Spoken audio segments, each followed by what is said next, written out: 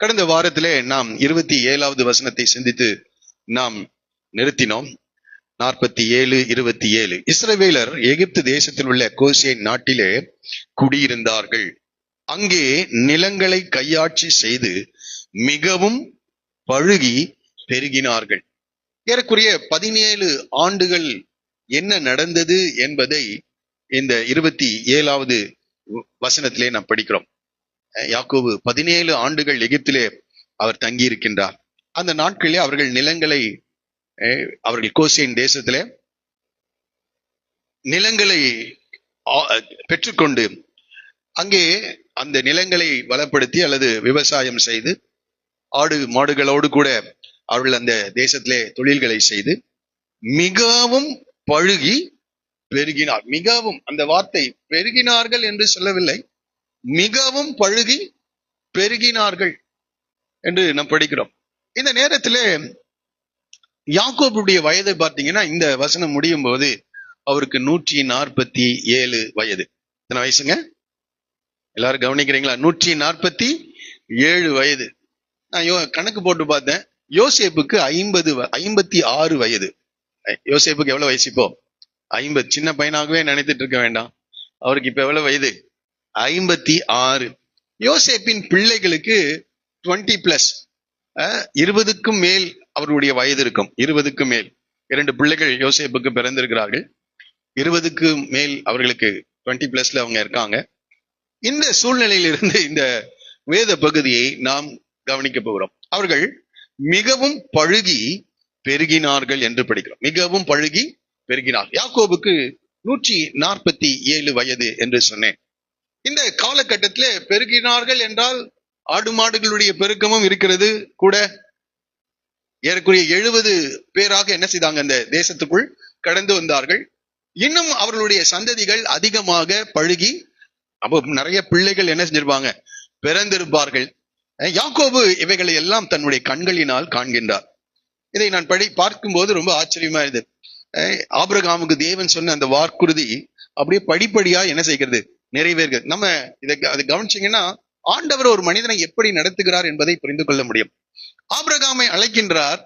அந்த ஆபிரகாமை அழைத்து சொல்லுகிறார், உன் சந்ததிக்கு இந்த தேசத்தை நான் கொடுப்பேன், உன் சந்ததியை ஆசிர்வதிப்பேன் என்று சொல்லுகிறார். 15ஆம் அதிகாரத்திலும் 17ஆம் அதிகாரத்திலும் வானத்தின் நட்சத்திரங்களைப் போல உன் சந்ததியை நான் பெருக பண்ணுவேன் என்று சொல்லுகிறார். ஆனா ஒரு பிள்ளை கூட ஆபிரகாமுக்கு இல்லை. 100வது வயதிலே, எத்தனை வயது? வாக்குத்தத்தம் கொடுத்து தேவனை பின்பற்றி ஆரம்பித்து 25 ஆண்டுகள் கழித்து ஒரே ஒரு பிள்ளையை ஆண்டவர் கொடுக்கின்றார். ஆபிரகாம் மரிக்கும் போது ஈசாக்கை அவர் பார்த்தாரு. அடுத்தது ஏசா யாக்கோபை மாத்திரம்தான் என்ன செய்தார்? பார்த்தார். யாக்கோபுக்கு அப்பொழுது 15 வயது இருக்கும் என்று நம்புகிறேன். அப்போ இந்த உடன்படிக்கையின் மகனாகிய யாக்கோபை அவர் பார்த்திருக்கிறார். வேற யாரையும் அவர் என்ன செய்யல? பார்க்கவே இல்லை. ஒரு பேரனை பார்த்திருக்கார், அவ்வளவுதான். அதே போல ஈசாக்குடைய வாழ்க்கையில அதே தான். ஈசாக்குடைய வாழ்க்கையில அவர் 187 வயதுல அவர் சாகிறார்னு நினைக்கிறேன். அந்த மரிக்கும் போது அவர் யாக்கோபுடைய 12 பிள்ளைகளை அவர் என்ன செய்கிறார்? பார்த்திருக்கிறார். யாக்கோபுடைய 12 பிள்ளைகளை அவர் பார்த்து படிப்படியாய் அந்த வார்த்தைகள் நிறைவேறுகிறது. இப்பொழுது யாக்கோபு எகிப்துக்கு வரும்போது 70 பேரோடு கூட அவர் என்ன செய்கிறார்? கடந்து வருகிறார். இந்த 17 ஆண்டுகளிலே இன்னும் அநேக பிள்ளைகள் அவர்களுடைய குடும்பங்களில் என்ன செய்யறாங்க? பிறக்க ஆரம்பிக்கிறார்கள். அந்த சந்ததியை, இந்த வாக்குத்தத்தத்தின் நிறைவேறுதலை இந்த யாக்கோபு கவனித்து பார்க்கிறார். நம்முடைய தேவன் தம்முடைய வார்த்தைகளில் உண்மை உள்ள தேவனாக அவர் காணப்படுகிறார். சொல்லுவோமா? ஆமா, வார்த்தையில உண்மை உள்ள தேவன். 3வது சந்ததியிலே தேவன் படிப்படியாய் அந்த சந்ததியை விருத்தி அடைய செய்கிறார். நான் சொன்னேன், இப்பொழுது யாக்கோபுக்கு 147 வயது. அப்போ அநேக பிள்ளைகள் பிறகுறாங்க, எல்லாத்தையும் பார்த்துட்டு இருக்கிறாரு. இப்போ ஆண்டவர் அவருக்கு ஒரு வெளிப்பாட்டை கொடுக்கிறார். உடைய நாட்கள் என்ன செஞ்சிருச்சு?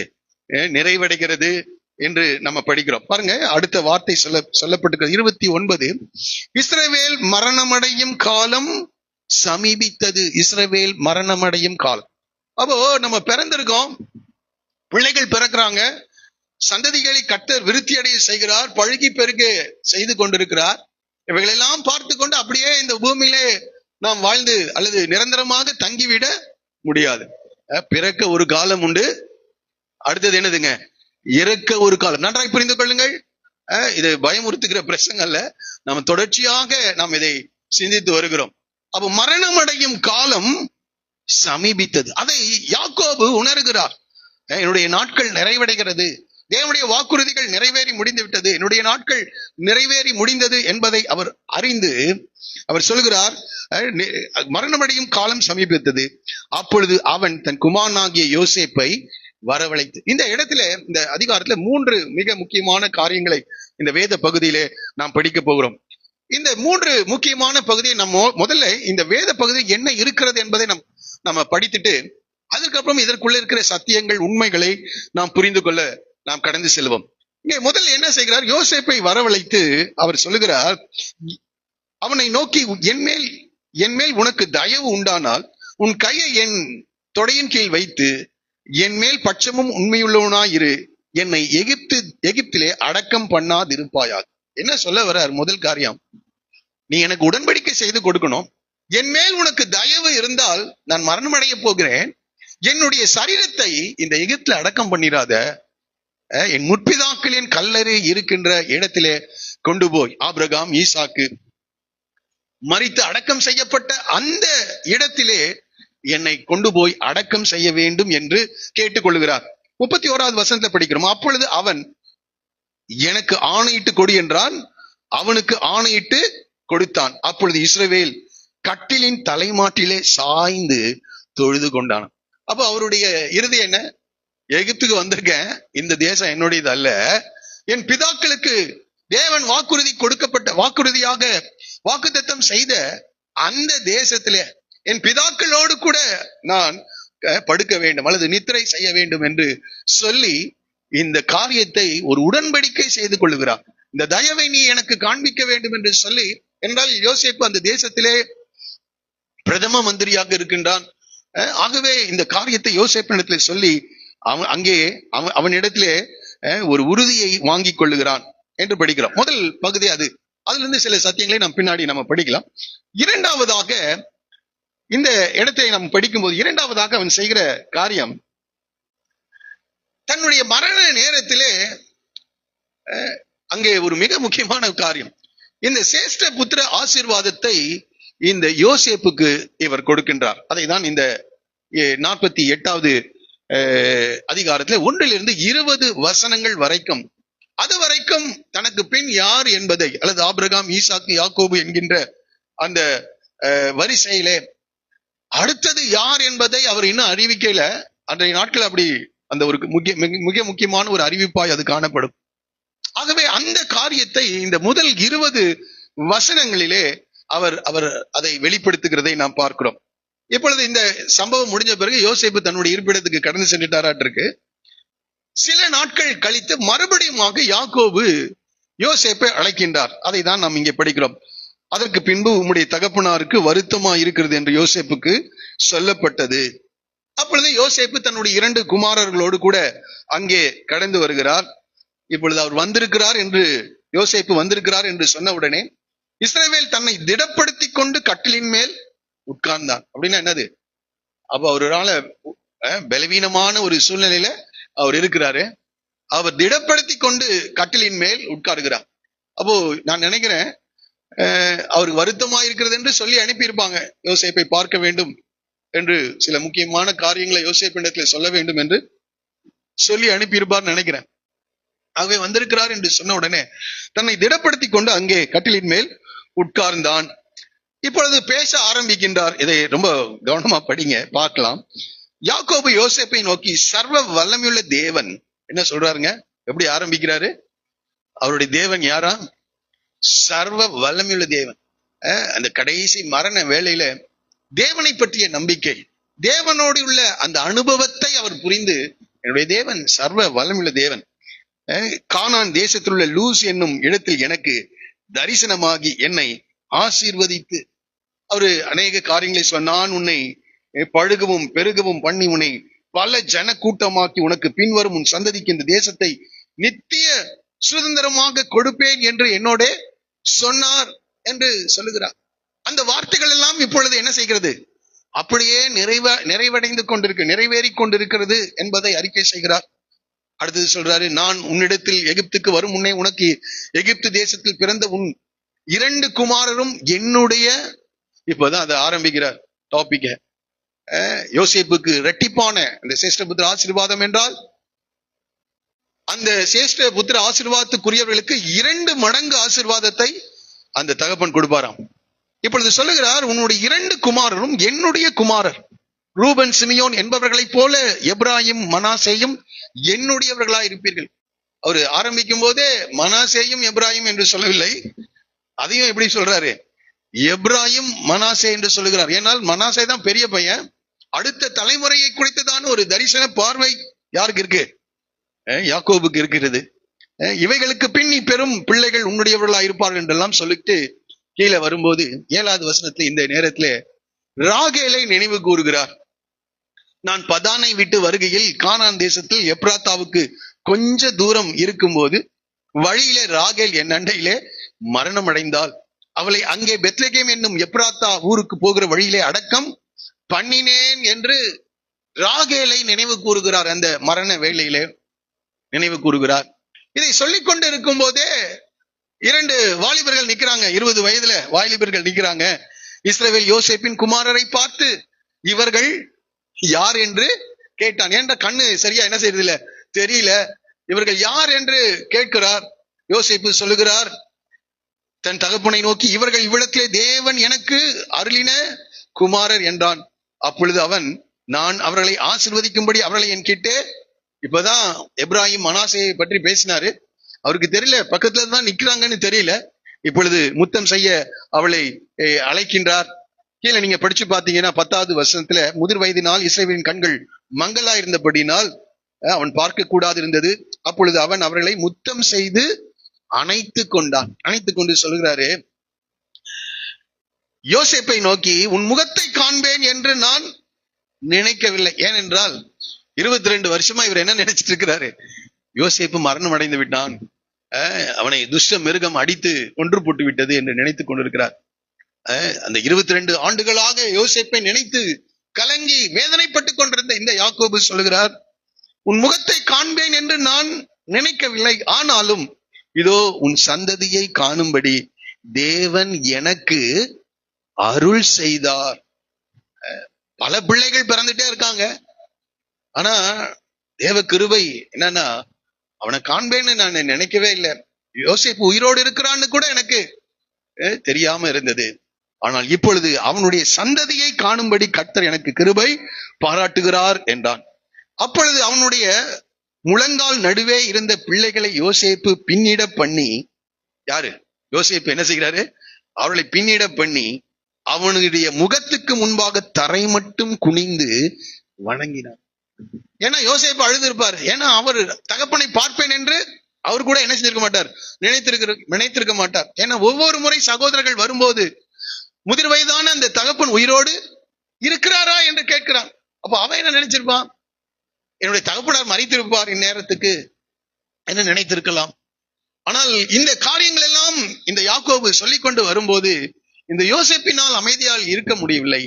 இந்த பிள்ளைகளை அந்த அவளுக்கு முன்பாக இருந்து விலக்கி விட்டு முகங்குப்புற விழுந்து என்ன செய்தானாம், அவனை வணங்கினான். தேவன் எவ்வளவு பெரிய தேவனா இருக்கிறார்.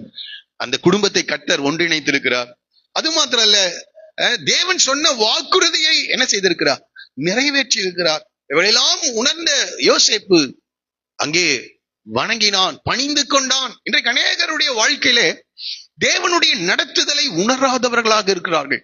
இருக்கிற ஒவ்வொருவரை பார்த்து சொல்கிறேன், தேவன் நம்மை நடத்தி கொண்டிருக்கிறார். ஒவ்வொரு மனிதனும் தன்னுடைய வாழ்க்கையிலே தேவனுடைய நடத்துதலை இவ்வண்ணமாக உணர்ந்து தேவனை பணிந்து கொள்ள வேண்டியவர்களாக நாம் காணப்படுகிறோம்.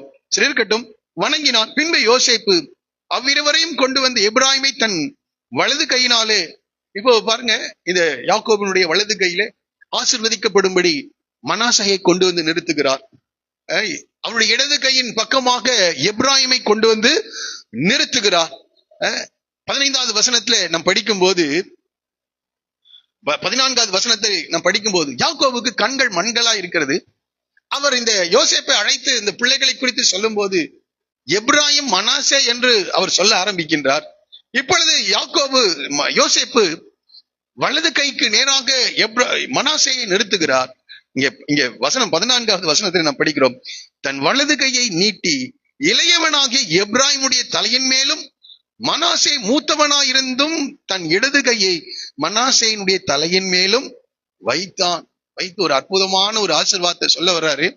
ஆனா அதற்கு முன்னாடி யோசேப்பு தடை செய்கிறார். அது கீழே எழுதியிருக்காங்க 17வது வசனத்துல, தகப்பன் தன் வலது கையை எப்ராயிமுடைய தலையின் மேல் வைத்ததை யோசேப்பு கண்டு அது தனக்கு பிரியமில்லாதபடியால் எப்ராயிமுடைய தலையின் மேல் இருந்த தன் தகப்பனுடைய கையை மனாசேயின் தலையின் மேல் வைக்கும்படி எடுத்து, என் தகப்பனே அப்படி அல்ல, இவன் மூத்தவன், இவனுடைய தலையின் மேல் உம்முடைய வலது கையை வைக்க வேண்டும் என்று சொல்லுகிறான். அவன் தகப்பனோ தடுத்து, அது எனக்கு தெரியும். இவர் என்ன நினைக்கிறாரு, தெரியாம என்ன செய்யறாரு, வைக்கிறாருன்றாரு. அவரு மாத்தி வச்சிருக்கிறாரு என்ற தெரியாம வைக்கிறாருன்னு நினைக்கிறாரு. அது சொல்றாரு, எனக்கு 2 முறை சொல்றாரு அந்த வார்த்தை, எனக்கு தெரியும் மகன், என் மகனே எனக்கு தெரியும் என்று சொல்லுகிறான். கண்கள் குருடாக்கப்பட்டிருக்கிறது, எனக்கு தெரியும். இதே நேரத்துல ஈசாக்கை கொஞ்சம் யோசிச்சு பாக்குறேன். ஈசாக்கு ஏசாவை அழைக்கிறாரு, நீ இந்த வனத்திற்கு போய் எனக்கு விருப்பமான அல்லது மிருகங்களை வேட்டையாடி எனக்கு விருப்பமான வகையில அதை சமைத்து கொண்டு வா, நான் அதை புசித்து உன்னை நான் என்ன செய்யணும், ஆசீர்வதிக்க வேண்டும். எப்படி பாருங்க, சாப்பிட்டுட்டு நான் என்ன செய்யணுமா, உன்னைய ஆசீர்வதிக்க வேண்டும் என்று சொல்லுகிறார். இதை ரெபேக்கா கேட்டாங்க. உடனே அங்க ஒரு காரியம் அங்க நடக்குது. யாக்கோபு போய் நிக்கிறாரு. ஈசாக்குக்கு யாருன்னே தெரியல. ஈசாக்குக்கு யாருன்னே, ஆனா யாக்கோபுக்கு கண்கள் மங்களா இருக்கிறது, முன்னாடி நிக்கிறது யாருன்னு நல்லா தெரியுது. வலது கையில யாரை ஆசீர்வதிக்க வேண்டும், இடது கையில யாரை ஆசீர்வதிக்க வேண்டும். இதை நான் யோசிக்கிறேன். இந்த யோசேப்பை வர சொல்வதற்கு முன்பதாகவே இந்த சேஷ்டபுத்திர ஆசீர்வாதத்தை இந்த யோசேப்பின் குடும்பத்துக்கு, யோசேப்புக்கும் சந்ததிக்கும் கொடுப்பதற்கு முன்பதாகவே இந்த யாக்கோபு தேவனை நோக்கி ஜெபித்திருக்கணும். அல்லது தேவனிடத்திலிருந்து ஒரு வெளிப்பாட்டை யார் பெற்றிருக்கணும், இந்த யாக்கோபு பெற்றிருக்க வேண்டும். மனாசே மூத்தவனாயிருந்தும் இளையவனாகிய எப்ராயிம் என்றாலே அவ பெருக பண்ணினார் என்ற அர்த்தம். பெருக பண்ணினார். மனாசே என்றால் தேவன் என்னை, என் தகப்பன் வீட்டாரை மறக்க பண்ணினார் என்ற அர்த்தம். அப்போ இந்த இளையகுமாரன் பெருகுவான் என்பதை ஏற்கனவே அறிந்து காரியங்கள்லாம் திட்டம் பண்ணி யாருக்கு சேஷ்டபுத்திர ஆசீர்வாதத்தை கொடுக்க வேண்டும் என்று காரியங்களை புரிந்து கொண்டு செயல்படுகிற ஒரு ஆவிக்குரிய முதிர்ச்சியான நிலை. சிலருக்கு வயது முதிர்ந்திருக்கும், ஆனா ஆவிக்குரிய ஜீவியத்துல குழந்தைகளா இருப்பாங்க. ஆனா யாக்கோபு வயது முதிர்ந்தவனா இருக்கிறான், ஆவிக்குரிய ஜீவியத்திலே அவன் வளர்ந்தவனாக தேவனை பற்றிய அறிவு, தேவனையுடைய வழிநடத்துதலை, ஆலோசனைகளை பெற்ற ஒரு முதிர்ச்சி அடைந்த ஒரு மனிதனாக இங்கே நாம் அவரை பார்க்கிறோம். இதெல்லாம் நம்ம வாழ்க்கையில கொஞ்சம் யோசிச்சுங்க. எல்லாம் நடந்துட்டு இருக்கு. யாக்கோபுக்கு மரண காலம் சமீபித்த போது என்று சொல்லப்பட்டிருக்கிறது. அவர் தன்னுடைய மரண காலத்தில் எப்படி செயல்படுகிறார் என்பதை மோசே தெளிவாக எழுதி வைத்திருக்கிறார். பரிசுத்தவான்களுடைய வாழ்க்கையிலிருந்து நாம் அநேக சத்தியங்களை படிக்கிறோம். அவருடைய மரண காலங்களில் அவர்கள் என்ன செய்தார்கள், தேவனிடத்திலிருந்து பெற்ற அந்த வழிநடத்தலை எப்படி அடுத்த தலைமுறையினருக்கு கொடுத்து அவர்கள் கடந்து சென்றார்கள் என்பதை நாம் இங்கே படிக்கிறோம். அடுத்ததாக சொல்லுகிறார், அவர் சொல்லிட்டு சொல்றார், அந்த ஆசீர்வாதத்தை நான் படிக்கிறேன். அவன் யோசேப்பை ஆசீர்வதித்து, 15வது வசனம், யோசேப்பை ஆசீர்வதித்து சொல்கிறார். எப்படி ஆசீர்வதிக்கிறார் பாருங்க. என் பிதாக்களாகிய ஆபிரகாமும் ஈசாக்கும் வழிபட்டு வணங்கிய தேவனும், என் பிதாக்களாகிய ஆபிரகாமும் ஈசாக்கும் வழிபட்டு வணங்கிய தேவன். சும்மா ஆசீர்வாதம் அடுத்த சந்ததிக்கு போயிடாது. ஆபிரகாம் அவரிடத்தில் அன்பு கூர்ந்து அவருடைய கட்டளைகளை கருத்தாய் கை கொண்டதினாலே உன் சந்ததியை நான் ஆசீர்வதிப்பேன் என்று ஆபிரகாமுக்கு சொன்னார். அந்த அந்த அந்த லெகசின்னு சொல்லுவாங்கல்ல, அந்த பரம்பரை சொத்து, அதை ப்ரொனவுன்ஸ் பண்றார், அதை கூறுகிறார். ஆபிரகாமும் ஈசாக்கும் வழிபட்டு வணங்கிய தேவனும், நான் பிறந்த நாள் முதல் இந்நாள் வரைக்கும் என்னை ஆதரித்து வந்த இந்த தேவனோடு உள்ள உறவிலிருந்து ஆசீர்வதிக்கிறார். கர்த்தருடைய ஆசீர்வாதம் உங்களுக்கு உண்டாவதாக என்று வழிபோக்கர்கள் சொல்வதில்லையா? சும்மா எல்லாரும் சொல்லிட முடியாது. அந்த ஆசீர்வாதம் மனிதர்கள் மேல் வந்து பழிப்பதும் இல்லை. அந்த உறவு, தேவனுடைய நடத்துதல், தேவனை பற்றிய புரிதல் உள்ளவர்கள் ஆசீர்வதிக்கும் போது அந்த ஆசீர்வாதம் அவர்கள் மேல் தங்குகிறதா இருக்கு. அதுவும் அவர்கள் சொல்றதுதான் செய்ய முடியும். ஆரோனை குறித்து ஆரோனுக்கு ஆண்டவர் சொல்கிற வார்த்தை, கர்த்தர் உங்களை ஆசீர்வதித்து காக்க கடவர், கர்த்தர் தமது முகத்தை உங்கள் மேல் பிரகாசிக்க பண்ணி உங்கள் மேல் கிருபையாயிருக்க கடவர், கர்த்தர் தமது முகத்தை உங்கள் மேல் பிரசன்னமாக்கி உங்களுக்கு சமாதானத்தை கட்டளையிட கடவர் என்று கூறு, நான் அவர்களை ஆசீர்வதிக்கிறேன் என்றார். வாசிக்கலாமா? என்னாகமத்தின் புஸ்தகம் 6வது அதிகாரம் எத்தனாவது வசனம்? 24. வாசிங்க. 27வது வசனம் சொல்லுங்க. இவ்விதமாய் அவர்கள் என் நாமத்தை இஸ்ரவேல் புத்திரர் மேல் கூறக்கடவர்கள். என் நாமத்தை கூறு, அவருடைய நாமத்தை சொல்லி ஆசீர்வதி என்று சொல்லுகிறார். அப்ப தேவனுடைய நாமத்தை சொல்லு, அப்பொழுது நான் அவர்களை ஆசீர்வதிப்பேன். என்னாகும் புத்தகம் 6வது அதிகாரத்துல மோசேயின் மூலமாக ஆரோனுக்கு சொல்லுகின்ற காரியம், ஜனங்களை நீ எப்படி ஆசீர்வதிக்க வேண்டும், கர்த்தருடைய நாமத்தை கூறு, அப்பொழுது நான் அவர்களை என்ன செய்வேன். பழைய ஏற்பாட்டிலே வாழ்கின்ற இந்த யாக்கோபு இன்னும் நியாயப்பிரமாணமே கொடுக்கலைங்க. அவர் சொல்றாரு, என் பிதாக்களாகிய ஆபிரகாமும் ஈசாக்கும் வழிபட்டு வணங்கிய தேவனும், நான் பிறந்த நாள் முதல் இந்நாள் வரைக்கும் என்னை ஆதரித்து வந்த தேவனும், எல்லா தீமைக்கும் நீங்களாக்கி மீட்ட தூதனுமானவர் இந்த பிள்ளைகளை ஆசீர்வதிப்பாராக. ஒரு முதிர்ச்சியான ஒரு காரியம் இல்ல. பின்னாட்கள்ல தான் இந்த எப்படி ஆசீர்வதிக்கணும்ன்ற பிரமாணமே கொடுக்கப்படுகிறது. ஆனால் தேவனோடு உள்ள உறவு அதுதான் ரொம்ப மிக முக்கியம். அதிலிருந்து அவர் சொல்லுகிறார், என் பேரும் என் பிதாக்களாகிய ஆபிரகாம் ஈசாக்கு என்பவர்களின் பேரும் இவர்களுக்கு இடப்பட கடவது, பூமியிலே இவர்கள் மிகுதியாய் பெருக கடவர்கள் என்றான் என்று நாம் படிக்கிறோம். கீழே நீங்க படிச்சு பாருங்க. இவ்விதமாக அவன் அன்றைய தினம் அவர்களை ஆசீர்வதித்து என்று படிக்கிறோம். 15வது வசனத்துல பாருங்க, அவன் யோசேப்பை ஆசீர்வதித்து என்று படிக்கிறோம். அப்ப இந்த ஆசீர்வாதத்தை அவர் கூறுவதற்கு முன்பதாக யோசேப்பை ஆசீர்வதிக்கிறார்.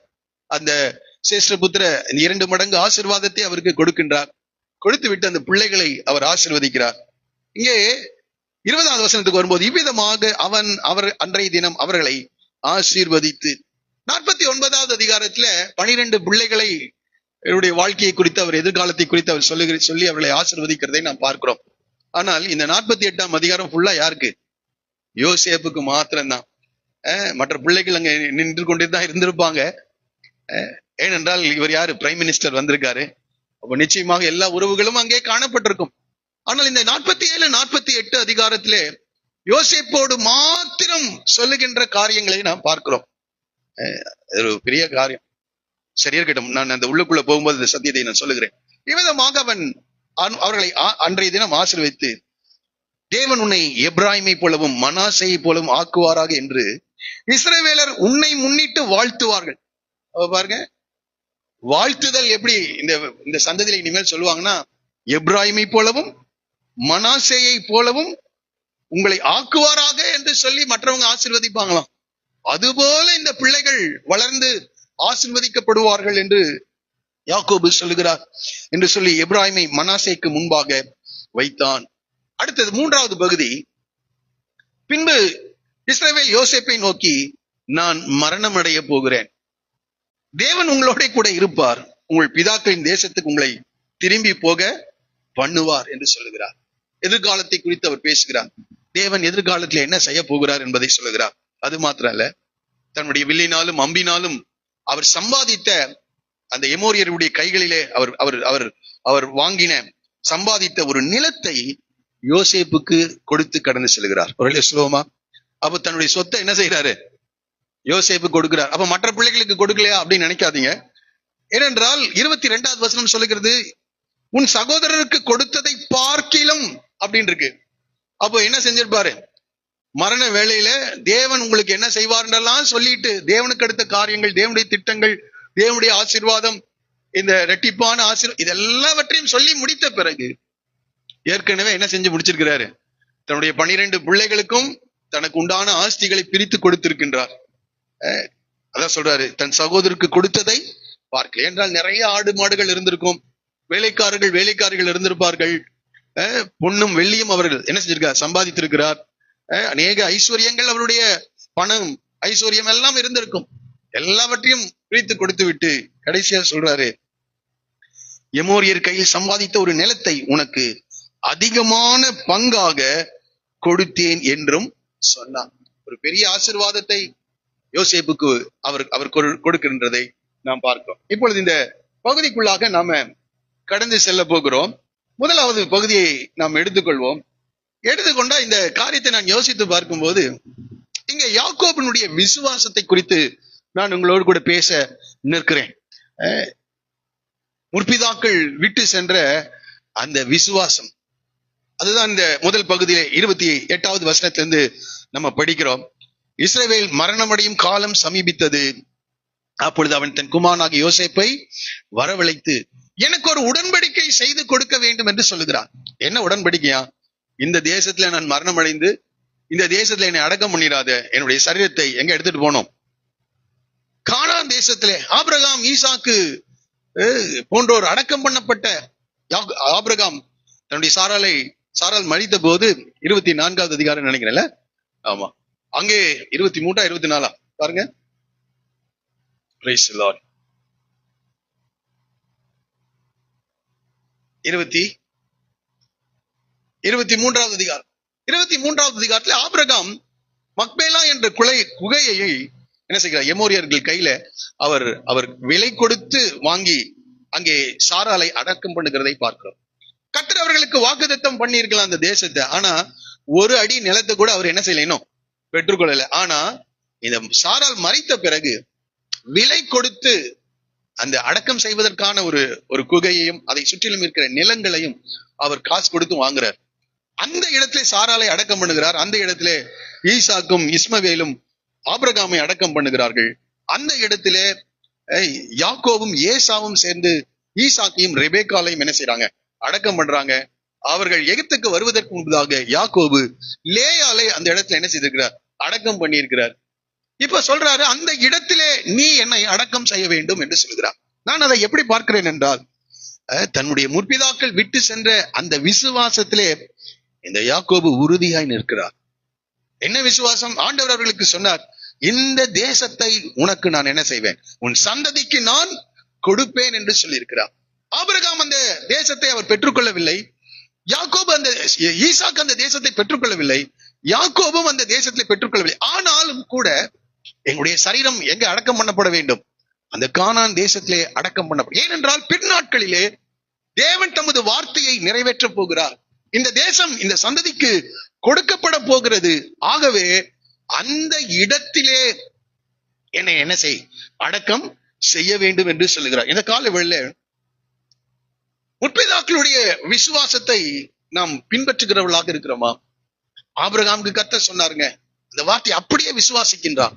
அடுத்த தலைமுறை அதை விசுவாசிக்கிறார். இன்றைக்கு ஒரு தலைமுறை ஆண்டவரை விசுவாசிக்கிறார்கள், அடுத்த தலைமுறையினர் என்ன செய்யறது இல்லை?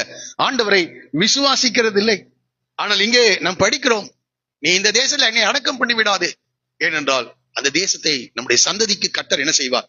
வாக்கு பண்ணி இருக்கிறார். கீழே கூட அவர் சொல்றாரு, உங்களை இந்த தேசத்திலிருந்து கட்ட திரும்ப அந்த தேசத்துக்கு கொண்டு போவார் என்று சொல்லுகிறார்.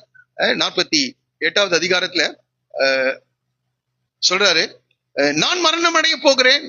21வது வசனம், உங்கள் பிதாக்களின் தேசத்துக்கு உங்களை திரும்பவும் போக பண்ணுவார் என்று சொல்லுகிறார். ஏனென்றால் 46ல அவர் பெயர் சபாவுல போய் பலியிடும் போது ஆண்டவர் சொல்றார், உன்னை நான் திரும்பி வர பண்ணுவேன் என்று சொல்லுகிறார். ஆண்டவர் எவ்வளவு பெரிய விசுவாசம்! எப்படி திரும்பி போவாங்கன்னு தெரியாது, எவ்வளவு காலங்கள் ஆகும்னு தெரியாது. ஏறக்குறைய 400 வருஷம் அங்கே 430 வருடம் அந்த எகிப்திலே தங்கி இருக்கிறார்கள். ஆனால் யாக்கோபு சொல்லுகிறார், இந்த சந்ததியை நான் மறுபடியும் கானான் தேசத்துக்கு திரும்பி வர பண்ணுவேன். கர்த்தர் சொல்லி இருக்கிறார், அதை நான் விசுவாசிக்கிறேன் என்று சொல்கிறார்கள். இந்த காலவில் நாம் இப்படி விசுவாசிக்கிறோமா? ஒருவேளை நீங்கள் முதல் தலைமுறை கிறிஸ்தவர்களாக இருக்கலாம். தேவனுடைய வார்த்தையை இந்த யாக்கோபு விசுவாசித்தது போல சொல்றாரு, இங்கே என்னை அடக்கம் பண்ணி விடாது, உடன்படிக்கை செய்து கொடு, என் மேல் உனக்கு தயவு இருக்கும் என்றால் இந்த காரியத்தை செய்து கொடு என்று கேட்கின்றார். கேட்கிறாரும் யானே, நம்முடைய முற்பிதாக்களுடைய விசுவாசத்தை அடிச்சு விடுகளை நாம் பின்பற்ற வேண்டியவர்களாக நாம் காணப்படுகிறோம்.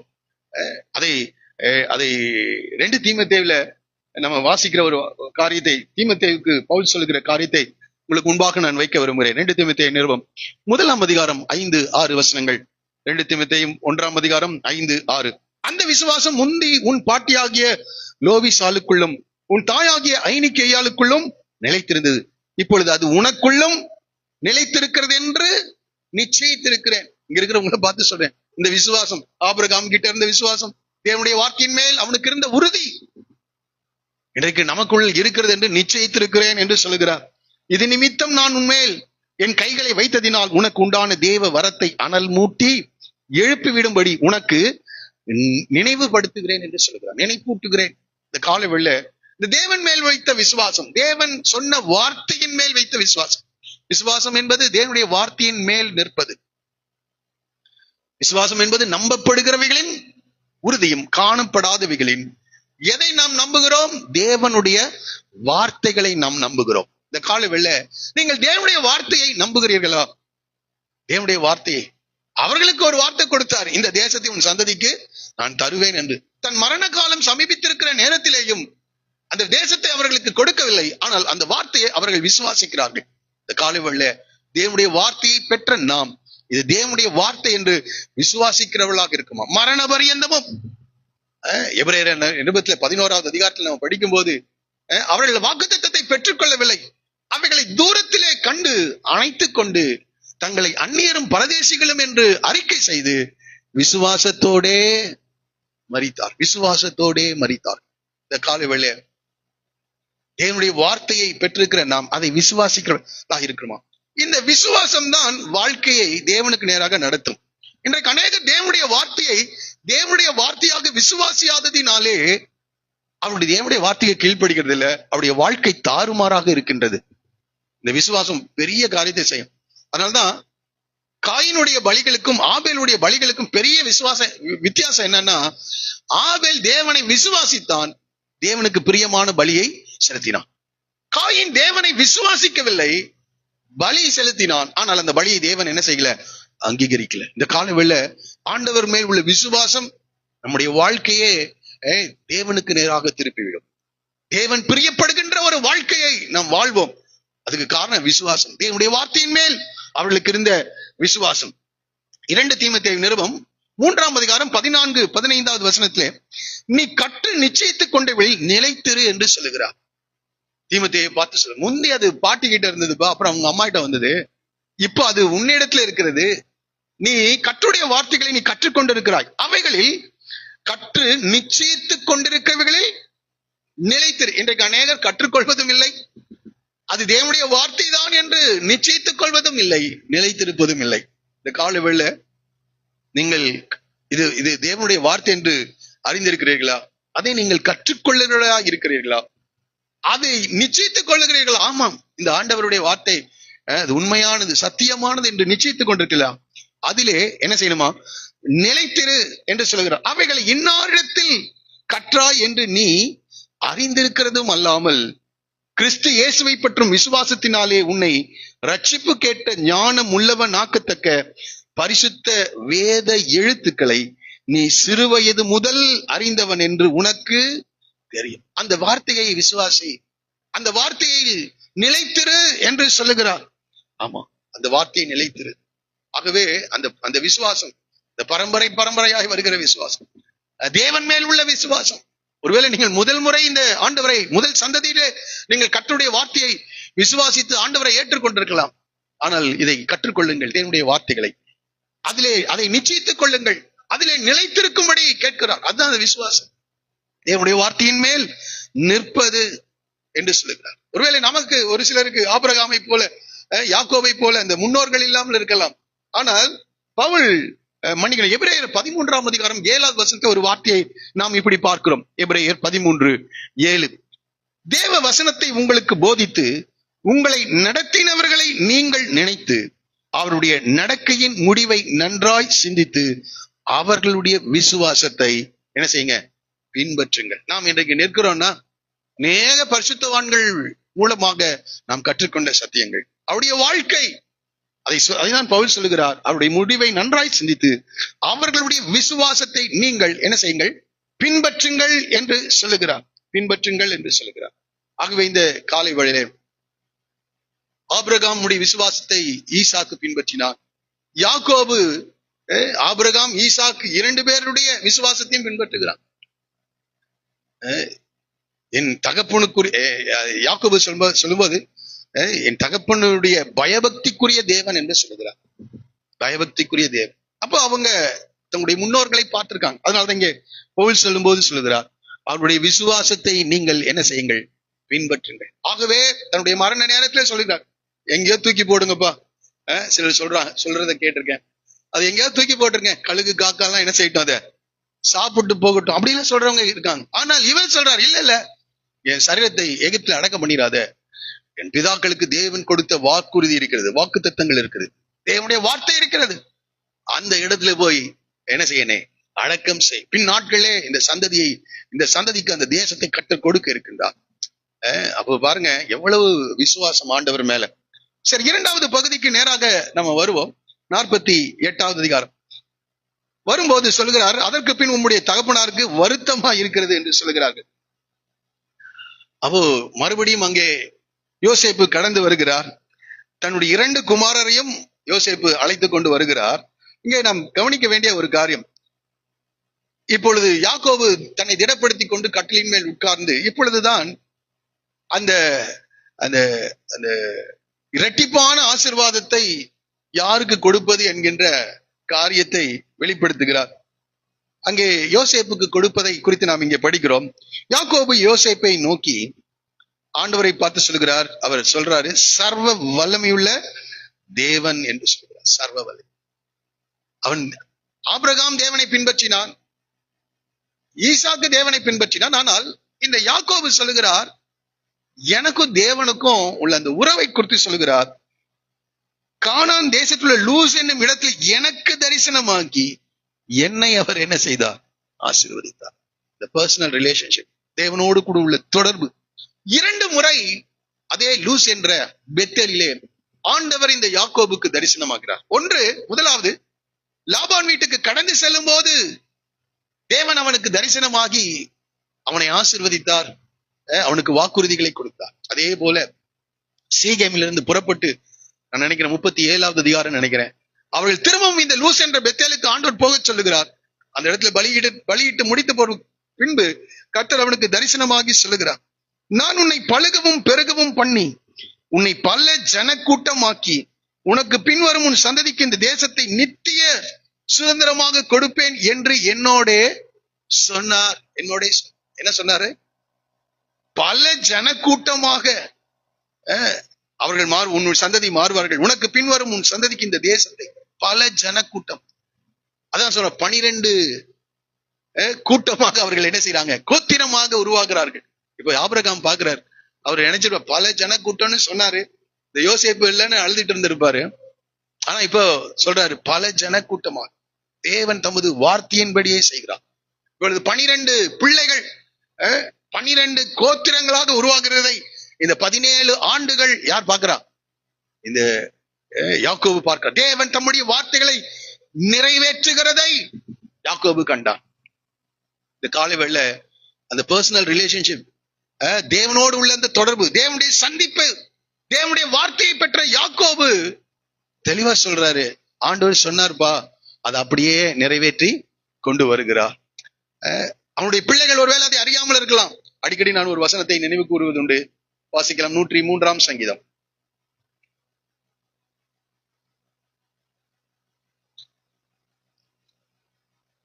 ஏழாவது வசனம், அவர் தமது வழிகளை மோசேக்கும் தமது கிரியைகளை இஸ்ரவேல் புத்திரருக்கும் தெரிய பண்ணுவார். வழிகள் மோசேக்கு தெரியும். இதெல்லாம் எப்படி நடந்துட்டு இருக்கிறதுன்றது யாக்கோபுக்கு கர்த்தர் வெளிப்படுத்துகிறார். கிரியைகளை பிள்ளைகள் பார்க்கிறார்கள். அநேக பிள்ளைகள், 12 பிள்ளைகள் கோத்திரங்களாக உருவாகிறது. வழிகளை கர்த்தர் யாக்கோபுக்கு கர்த்தர் காண்பித்தார். அந்த வார்த்தைகள் அப்படியே நிறைவேறுகிறதை அவர் சொல்லுகிறார். இங்கிருந்து நான் முதல் குறிப்பு நான் சொன்னேன், முற்பிதாக்களுடைய விசுவாசம் அது அடுத்த தலைமுறை என்ன செய்யணும், நிலைத்திருக்க வேண்டும். ஒருவேளை உங்களுக்கு முன்னால ஆபிரகாமை போல ஒருவேளை உங்களுடைய பெற்றோர் முன்னோர்கள் இல்லாமல் இருக்கலாம். ஆனால் உங்களை நடத்தினவர்களுடைய விசுவாசத்தை நீங்கள் பின்பற்ற வேண்டியவர்கள் என்று நான் சொன்னேன். இரண்டாவதாக தேவனுடைய உண்மையை குறித்து சொல்லுகிறேன். தேவனுடைய உண்மை, ஃபெய்த்ஃபுல்னஸ். தேவன் சொன்னார், பல ஜனக்கூட்டமாக நீங்கள் பெருகுவீர்கள் என்று சொன்னார். நான் உன்னை பழுகவும் பெருகவும் பண்ணி உன்னை பல ஜனக்கூட்டமாக்கி உனக்கு பின்வரும் உன் சந்ததிக்கு இந்த தேசத்தை நித்திய சுதந்திரமாக கொடுப்பேன் என்று என்னோட சொன்னார் என்று இந்த வார்த்தை அப்படியே நிறைவேற்றி கொண்டு வருகிறதை நான் உணர்கிறேன். தேவனுடைய உண்மையை குறித்து பேசுகிறார். மூன்றாவதாக இந்த ஆசீர்வாதத்தை குறித்து பேசுகிறார். வாசிக்கலாம், 5வது வசனத்தை வாசிங்கள்.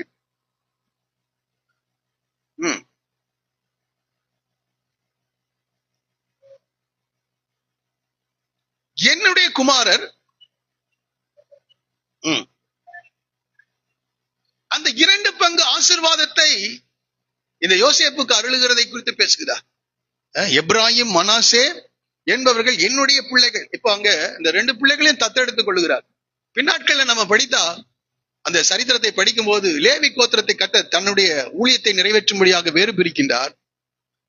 அதற்கு பதிலாக பாத்தீங்கன்னா இந்த 2 கோத்திரமும் அந்த சுதந்திர வீதத்தை என்ன செய்யறாங்க, பணிய யோசுவாவின் புத்தகத்துல சுதந்திர வீதத்தை நிலங்களை பங்கிட்டுக் கொள்ளும் போது இந்த சுதந்திர வீதத்துல எப்ராஹிம் ஒரு கோத்திரமாகவும் மனாசே ஒரு கோத்திரமாகவும் அவர்களுக்கு சுதந்திர வீதத்தை கொடுக்குறாங்க. ஆனா கொடுத்துருந்தா எப்படி கொடுக்கணும்? யோசேப்புக்கு ஒரு பங்கு என்ன செஞ்சிருக்கணும்? கொடுத்திருக்கணும். ஆனால் பின்னாட்களிலே இதை பங்கிடும் போது யோசுவா ரொம்ப கவனமாக எப்ராஹிம்க்கு ஒரு கோத்திரமும் மனாசேக்கு ஒரு கோத்திரம். யோசேப்பு பேர் அங்க வரலன்னாலும் யோசேப்புக்கு 2 பங்கு ஆசீர்வாதம் கானான் தேசத்துல கொடுக்கப்படுகிறது. யோசேப்பு மரிச்சாரு, யாக்கோபு மரித்து விடுகிறார். ஆனால் அவர்கள் விட்டு சென்ற ஆசீர்வாதம் நிறைவேறி கொண்டிருக்கு. ஒரே சொல்லுமா? ஆமா, அந்த ஆசீர்வாதம் கர்த்தரிடத்துல இருந்து வரும். அதான் சொல்றார், தேவன் உங்களை ஆசீர்வதிப்பாரா. நான் என்னுடைய முன்னோர்கள் வழிபட்டு வந்த தேவன் என்று சொல்லுகிறார். இந்த ஆசீர்வாதம் அப்படியே இங்கே தொடர்ந்து வருகிறதை நாம் பார்க்கிறோம். பாருங்க, அதை சொல்லிவிட்டு சொல்லுகிறார். கீழே நீங்க படிக்கும் போது இந்த இரட்டிப்பான ஆசீர்வாதம், சேஷ்டபுத்திர ஆசீர்வாதம் ஏன் உனக்கு தருகிறேன் என்றால் அதுக்கு பல காரணங்கள் இருந்திருக்கலாம். நான் நம்புகிறேன் ரூபன் செய்த காரியம் நமக்கு தெரியும். அதனால அந்த சேஷ்டபுத்திர ஆசீர்வாதத்தை அவனுக்கு கொடுக்க முடியாது. சிமியோனும் லேவியும் செய்த காரியங்கள் இருக்கிறது. அடுத்தது யூதா, அவன் அந்த சந்ததியிலிருந்து ராஜாக்கள் எழும்பி வரப்போகிறார்கள். அதை நிச்சயமாக யாக்கோபு அறிந்திருக்கிறார். ஏனென்றால் அடுத்த அதிகாரத்தில் அதை குறித்து வெளிப்படுத்துகிறார். ஆகவே இவளெல்லாம் யோசித்து பார்த்து தெய்வீக வழிநடத்துதிலே இந்த சேஷ்டபுத்திர ஆசீர்வாதத்தை யாருக்கு கொடுக்கிறார்? யோசேப்பு. அதற்கு அவன் பாத்திரவானா இருந்தான். ஏனென்றால் மற்ற பிள்ளைகளுடைய வாழ்க்கைக்கும் யோசேப்புடைய வாழ்க்கைக்கும் பெருத்த வித்தியாசத்தை நாம் கவனிக்கிறவளா இருக்கும். அவன் அதற்கு பாத்திரவானா இருந்தான். சிறு வயதிலிருந்து தகப்பனுடைய வார்த்தைகளுக்கு கீழ்ப்படுகிறவனா இருக்கிறான். ஆகவே அந்த ஆசீர்வாதத்தை யாருக்கு கொடுக்கிறார்? பல வருடமான அங்கே தைத்து கொடுத்தாரு. இப்போ பின்னாட்களிலே அந்த ஆசீர்வாதத்தை கொடுக்கிறார். இங்கே காலவேளையில நான் சொல்லுகிற காரியம், எல்லாருக்கும் ரெட்டிப்பான நன்மைகள் வேணும்ன்றது எல்லாருக்கும் ஆசீர்வாதம் விருப்பம். அநேக இடங்கள்ல படிக்கும் போது ரெட்டிப்பான நன்மைகளை தருவேன் சொல்லுங்களேன். என்றைக்கு வேணும்? நாளைக்கா?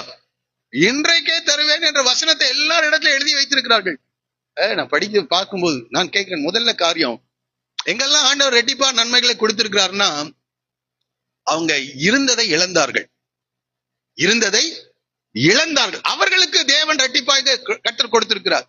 தேவன் நிமித்தம் இழப்பதற்கு நீங்கள் தயாரா இருப்பீர்கள் என்றால் ரெட்டிப்பான ஆசீர்வாதம். இரண்டாவது, அதற்கு பாத்திரவான்களாக நடக்கணும். பாத்திரவான்களாக நடக்காம ரெட்டிப்பான நன்மைகளை தருவேன், இன்றைக்கே தருவேன் எவ்வளவு பெருசு எழுதி வைத்தாலும் சரி, எவ்வளவு முறை நீங்கள் அதை எழுதி கொண்டிருந்தாலும் சரி, சொல்லிக் கொண்டிருந்தாலும் சரி, எவ்வளவு பெரிய பிரசங்கியார்கள் பிரசங்கித்துக் கொண்டிருந்தாலும் சரி, நமக்கு அந்த ஆசீர்வாதம் வராது. இங்கே அவன் தகுதி உடையவனாக அவன் இருந்தான். ரெட்டிப்பான நன்மையை பெற்றுக்கொள்ள தகுதி உடையவனாக இருந்தான். இரண்டாவது, தேவனுடைய திட்டம் அது அவனுடைய வாழ்க்கையிலே காணப்பட்டது. மூன்றாவது தான் இங்கே சொல்றாரு. அதை சொல்லும் போதுதான் சொல்றாரு, 7வது வசனம், நான் பதானை விட்டு வருகையில் கானான் தேசத்தில் எப்ராத்தாவுக்கு கொஞ்ச தூரம் இருக்கும்போது வழியிலே ராகேல் என் அண்டையில் மரணம் அடைந்தான். இந்த ராகேலுடைய முதல் பையன் தான் யாரு? ஆமா, எப்போதும் இந்த சேஷ்டபுத்திர ஆசீர்வாதம் முதல் பிறந்த பிள்ளைக்கு கொடுக்க வேண்டும் சொல்றாரு. ராகேலை தான் திருமணம் செய்வதற்காக அவன் 7 வருடம் கடினமாய் உழைத்தான். அதனால ஆனா பின்னாட்கள அவன் ஏமாற்றப்பட்டான். ஆகவே சொல்லுகிறான், ராகேல் மரணத்தை குறித்து அங்கே அவளை நான் அங்கே பெத்லகேம் என்னும் எப்ராத்தாவுக்கு போகிற வழியிலே அடக்கம் பண்ணினேன். ராகேலின் நிமித்தம் அந்த காரியத்தை அங்கே செய்கிறார். எவ்வளவு காரியம் இருக்கு பாருங்க. அவன் அதற்கு பாத்திரமானவனாக அவன் இருந்தான். தேவனுடைய திட்டம் அவன் மேல் இருந்தது. ராகேலுடைய மூத்த குமாரனாக அவன் இருந்தான். ஆகவே அதை சொல்லிவிட்டு சொல்லுகிறான், இப்பொழுது அந்த 2 பிள்ளைகளையும் பார்த்து இவர்கள் யார் என்று கேட்கின்றார். இவர்கள் யார் என்று அப்ப சொல்றாங்க, தேவன். அந்த யோசேப்பு சொல்லுகிற ஒரு வார்த்தை என்னை அதிகமாக பாதித்தது. வாசிக்கலாம் அந்த இடத்தை.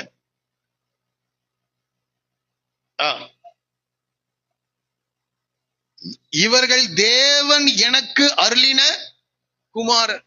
ஆமா, யாராவது சொல்றோமா இவங்க யாருங்க அப்படின்னா என் பையங்கன்னு சொல்லிட்டு போயிட்டே இருப்போம். ஆனா யோசேப்பு சொல்ற தேவன் எனக்கு அருளின குமாரர். எவ்வளவு கருத்தா இருந்திருக்காங்க. பிள்ளைகள் கர்த்தரால் வரும் சுதந்திரம் நம்ம சொல்லுவோம், இங்க வந்து சொல்லுவோம். ஆனா வீட்டுல என்ன சொல்றோம்? யாக்கோபும் யோசேப்பும் பேசிட்டு இருக்காங்க. சொல்ற தேவன் எனக்கு அருளின பிள்ளைகள். இந்த காலவெளியில பிள்ளைகள் பெற்றிருக்கிறவர்களை பார்த்து நான் சொல்ல, தேவன் உங்களுக்கு கொடுத்த பிள்ளைகள், தேவன் உங்களுக்கு கொடுத்த பிள்ளைகள். அதை அழுத்தமும் திருத்தமுமாக சொல்கிற தேவன். அதை நீங்கள் எப்படி வளர்த்து கொண்டு வருகிறீர்கள்? அந்த பிள்ளைகளுக்கு எவ்வளவு முன்மாதிரி உள்ளவர்களாக நீங்கள் வாழ்ந்து கொண்டிருக்கிறீர்கள்? தேவன் எனக்கு கொடுத்த பிள்ளைகள் என்று சொல்லுகிறான். வாசிக்கலாம்.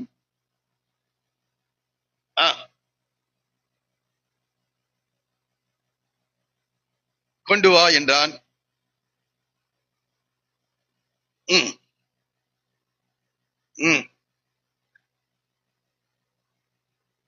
முத்தம் செய்து அணைத்துக் கொண்டான்.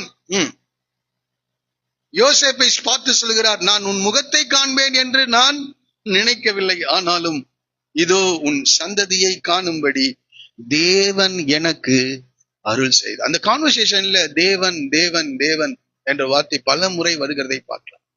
அந்த தேவன் எப்படிப்பட்டவர் என்று சொல்ற? சர்வ வல்லமையுள்ள தேவன். லூஸ் என்ற பெத்தேல் எனக்கு தரிசனமானார், என்னோடு கூட பேசினார். அந்த வார்த்தை நிறைவேறி கொண்டிருக்கிறது என்று சொல்கிறார். தேவன் உடைய சம்பாஷணைகளிலே, தினந்தோறும் உடைய நடவடிக்கைகளிலே தேவனோடு உள்ள தொடர்பு எப்படி இருக்கிறது? இது ஒரே நாள்ல வந்துடாதுங்க. இது ஒரே நாள்ல என்ன செய்யாது, வராது. மரணம் அடைகிற நேரத்துல இப்படி சொல்லிடலாம், அந்த நேரத்துல உறவுல இருந்துடலாம் அப்படின்னு நீங்க நினைச்சீங்கன்னா, நான் ஒரு வார்த்தை அடிக்கடி யோசிக்கிறது உண்டு. பீலையாம் என்கின்ற ஒரு தீர்க்கதரிசி இருந்தான். அவனுக்கு ஒரு ஆசை இருந்தது, நீதிமான் மரிப்பது போல மரிப்பேனாக என்று சொன்னான். ஆனா நீதிமானா வாழல, நீதிமானா மரிக்கல. நம்முடைய மரணம் எப்பொழுது நடக்கும் என்று நமக்கு தெரியாது. நீதிமானா வாழ்ந்தா நீதிமானா என்ன செய்யலாம், மரிக்கலாம். எவ்வளவு அற்புதமான ஒரு முடிவு. நான் மரணம் அடைய போகிறேன் அப்படின்னு ரொம்ப தைரியமா என்ன செய்றார் சொல்றார். இன்னைக்கு அநேகருடைய வாழ்க்கையில மரணத்தை குறித்துதான பயம், நம்முடைய நித்தியத்தை எங்கே கழிப்போம் என்கின்ற கேள்வி. ஒரு சிலருக்கு அதை பற்றி எந்த ஒரு உணர்வும் இல்லாதவர்களா இருக்கிறார். ஆனால் இந்த யாக்கோபு தன்னுடைய மரணத்தை எதிர்கொள்ள ஆயத்தம் உடையவனா இருந்தான்.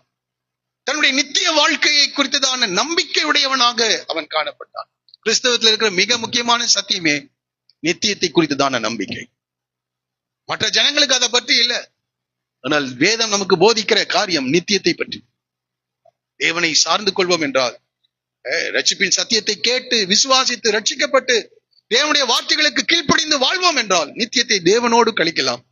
இல்லாவிட்டால் நித்தியத்தை நரகத்திலே கழிக்கலாம், நரகத்திலே. ஆகவே இங்கே அவர் சொல்லுகிறார், சொல்றாரு, தேவன் இதை பார்க்கும்படி எனக்கு அருள் செய்தார் என்று சொல்கிறார். நான் உன்னுடைய முகத்தை காண்பேன் என்று நான் நினைக்கவில்லை. யோசேப்பு மரணம் அடைந்து விட்டான் என்றுதான் நினைச்சிட்டு இருக்கிறார். ஆனால் ஆண்டவர் அவனுடைய சந்ததியை காணும்படி கர்த்தர் அருள் செய்தார். அங்கே சொல்றார், அருள் செய்தார் என்று சொல்கிறார். என்னுடைய பரிசுத்தத்தினாலே அல்லது என்னுடைய ஜெபத்தினாலே இதை நான் பார்க்கவில்லை, தேவன் எனக்கு அருள் செய்தார். இது ஒரு கிருபை, இது ஒரு கிருபை. யாக்கோபு தன்னை உணர்ந்து சொல்லுகிறான், தேவன் எனக்கு அருள் செய்தார் என்று சொல்லுகிறார். இதை உணர்ந்ததுதான் யோசேப்பு என்ன செய்யறாரு, இந்த பசங்களை எல்லாம் விலக்கி விட்டுட்டு அவனுடைய முகத்துக்கு முன்பாக தரை மட்டும் குனிந்து வணங்கினான். இதை அடுத்த தலைமுறையினும் உணருது. யோசேப்பு என்ன செய்யறார், அதை உணர்கிறார். இது தேவனுடைய அருள், தேவனுடைய கிருபை. இன்றைக்கு அநேகருக்கு அதை பற்றி உணர்வு இல்லை. யோசேப்பு எப்படி இருக்காருன்னு கொஞ்சம் யோசிச்சு பாருங்க. ரொம்ப உணர்வுள்ள ஒரு மனிதனாக இருக்கிறான். அதனால தரை மட்டும் குனிந்து அவன் என்ன செய்கிறானா, வணங்குகிறான். பின்பு அங்கே ஆசீர்வதிக்கிறதை நாம் பார்க்கிறோம். அந்த ஆசீர்வாதத்தை குறித்து இதுல நான்காவதாக அந்த தேவன் எனக்கு அருள் செய்தார் என்று தேவனுடைய கிருபையை குறித்து பேசுகிறார். நான்காவது குறிப்பாக நான் சொல்றேன், தேவனுடைய கிருபை. தேவனுடைய கிருபையை உணர்ந்து கொள்ளுகிறார்கள். 2 பேரும் உணர்ந்து கொள்ளுகிறாங்க. யோசேப்பு அங்கே பணிந்து கொண்டதுக்கு காரணம் நான் புரிந்து கொண்டது, இது தேவனுடைய கிருபை. கொஞ்சம் யோசிச்சு பாருங்க, குழிக்குள்ள போட்டிருந்தா அப்படியே செத்திருந்தா இந்த சந்ததியை யாக்கோபு பாப்பாரா? எப்ராஹிம் மனாசையை பார்க்க முடியுமா? குழியிலேயே அவன் செத்திருந்தா அதோடு அவனுடைய சந்ததி, அவனுடைய வாழ்க்கை முடிந்திருக்கும். தேவனுடைய கிருபை அவன் மேல் இருந்தது. அங்கே ஒரு மீதியானியர்கள் என்ன செய்யறாங்க, போறாங்க, யூதா கிட்ட ஒரு எண்ணத்தை உருவாகிறது, அங்கே விற்கிறார்கள். அங்கே இருந்து எங்க வர்றாரு? அடிமையாக எகிப்துக்கு வருகிறார். அந்த அடிமைத்தனத்திலே அவர் அழிந்து போயிருந்திருக்கலாம். அங்கே தேவனுடைய கிருபை வெளிப்படுகிறது. கடைசியில் அங்கே கர்த்தர் அவனை உயர்த்துகிறார். இப்ப போத்திபார் மனைவி செய்த காரியத்தினாலே எவ்வளவு பெரிய பிரச்சனை இல்ல, அங்கே அவன் மரித்திருக்க வாய்ப்பு இருக்கிறது. ஆனாலும் ஆண்டவர் அவனை என்ன செய்தார்? பாதுகாத்தார். அதுக்கு முன்னாடி சகோதரர்கள் அவனை கொல்லலான்னு தான் நினைச்சானுங்க. ஆனா தேவனுடைய கிருபை அவன் மேல் இருந்தது. குழியில போட்டாங்க, அங்கே தேவனுடைய கிருபை வெளிப்பட்டது. சிறைச்சாலையிலே போட்டார்கள், அங்கே தேவனுடைய கிருபை வெளிப்பட்டது. இப்பொழுது சந்ததியை தேவன் கொடுத்திருக்கின்றார். 2 பேரும் கிருபையை உணர்றாங்க. இன்றைக்கு அநேகர் கிருபையை உணராம இருக்காங்க. கிருபையை உணர்ந்து கொள்ளுகிறவர்கள் தேவனை பணிந்து கொள்வார்கள். தேவனை என்ன செய்வாங்க? பணிந்து. இல்ல இது எல்லாருக்கும் நடக்கிறது போலதான் நடக்குது அப்படின்றவங்க தேவனை பணிந்து கொள்ள மாட்டாங்க. எல்லாரும் தான் பிள்ளைகளை பெற்று எடுக்கிறாங்க, சந்ததிகளை உருவாக்குறாங்க. ஆனால் தேவ பிள்ளைகளுடைய சந்ததிகளை தேவ திட்டம் இருக்கிறது. அதைதான் இங்கே நான் படிக்கிறேன். நான் புரிந்து கொண்ட காரியம், அநேக ஜாதி இனங்கள் எல்லாம் தோன்றினது உண்மைதான். ஆனால் ஆபிரகாமின் சந்ததியை தம்முடைய ஜனமாக, தம்முடைய சொந்த ஜனமாக அவர் தேவன் தெரிந்தெடுத்திருக்கிறார். ஆகவே அங்க இருக்கிற ஒவ்வொரு பிள்ளைகளும் விசேஷமானவர்கள். ஒரு சொல்லுவோமா? தேவனுடைய கிருபை. பிசாசு அதை அழிக்க வகை தேடுகிறான். யோசேப்பை இந்த தேவ திட்டத்தை பிசாசு அறிந்திருப்பான்னு நினைக்கிறேன். அதனால எப்படியாவது யோசேப்பை ஒழித்து கட்ட பல முயற்சிகளை செய்கிறான். ஆனால் தேவ கிருபை இருந்ததினாலே எல்லா முயற்சிகளிலிருந்தும் தேவன் அவனை பாதுகாக்கிறார். இந்த காலையில் கர்த்தருடைய கிருபை உணர்ந்து கொண்டிருக்கிறீர்களா? நாம் நின்று கொண்டிருப்பது தேவனுடைய கிருபை. நம்மை தேவன் உயிரோடு பாதுகாத்தது தேவனுடைய கிருபை. புலம்பல்ல சொல்லும் போது நாம் நிர்மூலமாகாமல் இருப்பது அவருடைய கிருபை. நாம் என்றைக்கோ அழிந்து இருக்கணும். நமக்கு வந்த நெருக்கங்களிலே, போராட்டங்களிலே, எதிர்ப்புகளிலே, பிரச்சனைகளிலே என்றைக்கோ அழிந்து இருக்க வேண்டும். நாம கூட நினைச்சிருப்போம். நீங்க நினைச்சீங்களான்னு தெரியாது. நான் பல நேரங்கள் நினைத்திருக்கேன். நான் இன்றைக்கு இங்கே நிற்பது தேவனுடைய கிருபை என்பதை நான் நன்கு உணர்ந்திருக்கிறேன். அதனால்தான் படிக்கும்போது ஒன்றும் இல்லாமல் இருந்து என்னை நினைவு கூர்ந்த தேவன் என்று பாடினோம். இந்த காலையிலே கர்த்தருடைய கிருபையை அசட்டை செஞ்சிடாத, அதை உணர்ந்து கொள்.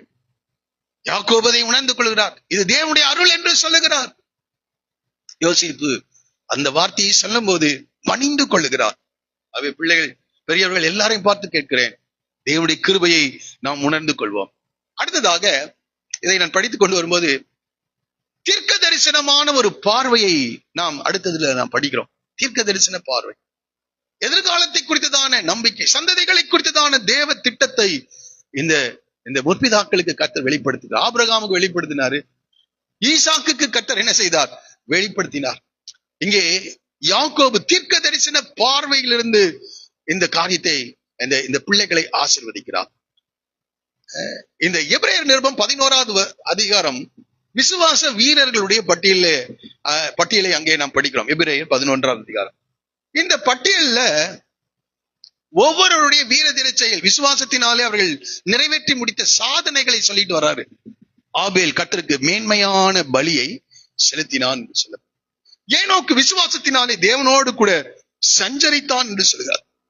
ஆபிரகாம் தான் போகும் இடம் இன்னதென்று அறியாமல் விசுவாசத்தினாலே தேவனுடைய வார்த்தைக்கு கீழ்ப்படிந்து புறப்பட்டு போனான் என்று சொல்லப்பட்டது. இப்படி ஒவ்வொருவரையும் சொல்லிட்டு வரும்போது இந்த யாக்கோபை குறித்து சொல்லும் போது வாசிக்கலாமா? 11ஆம் அதிகாரம் 21 வசனத்தை கேட்டேன். 21 வாசிங்கள்.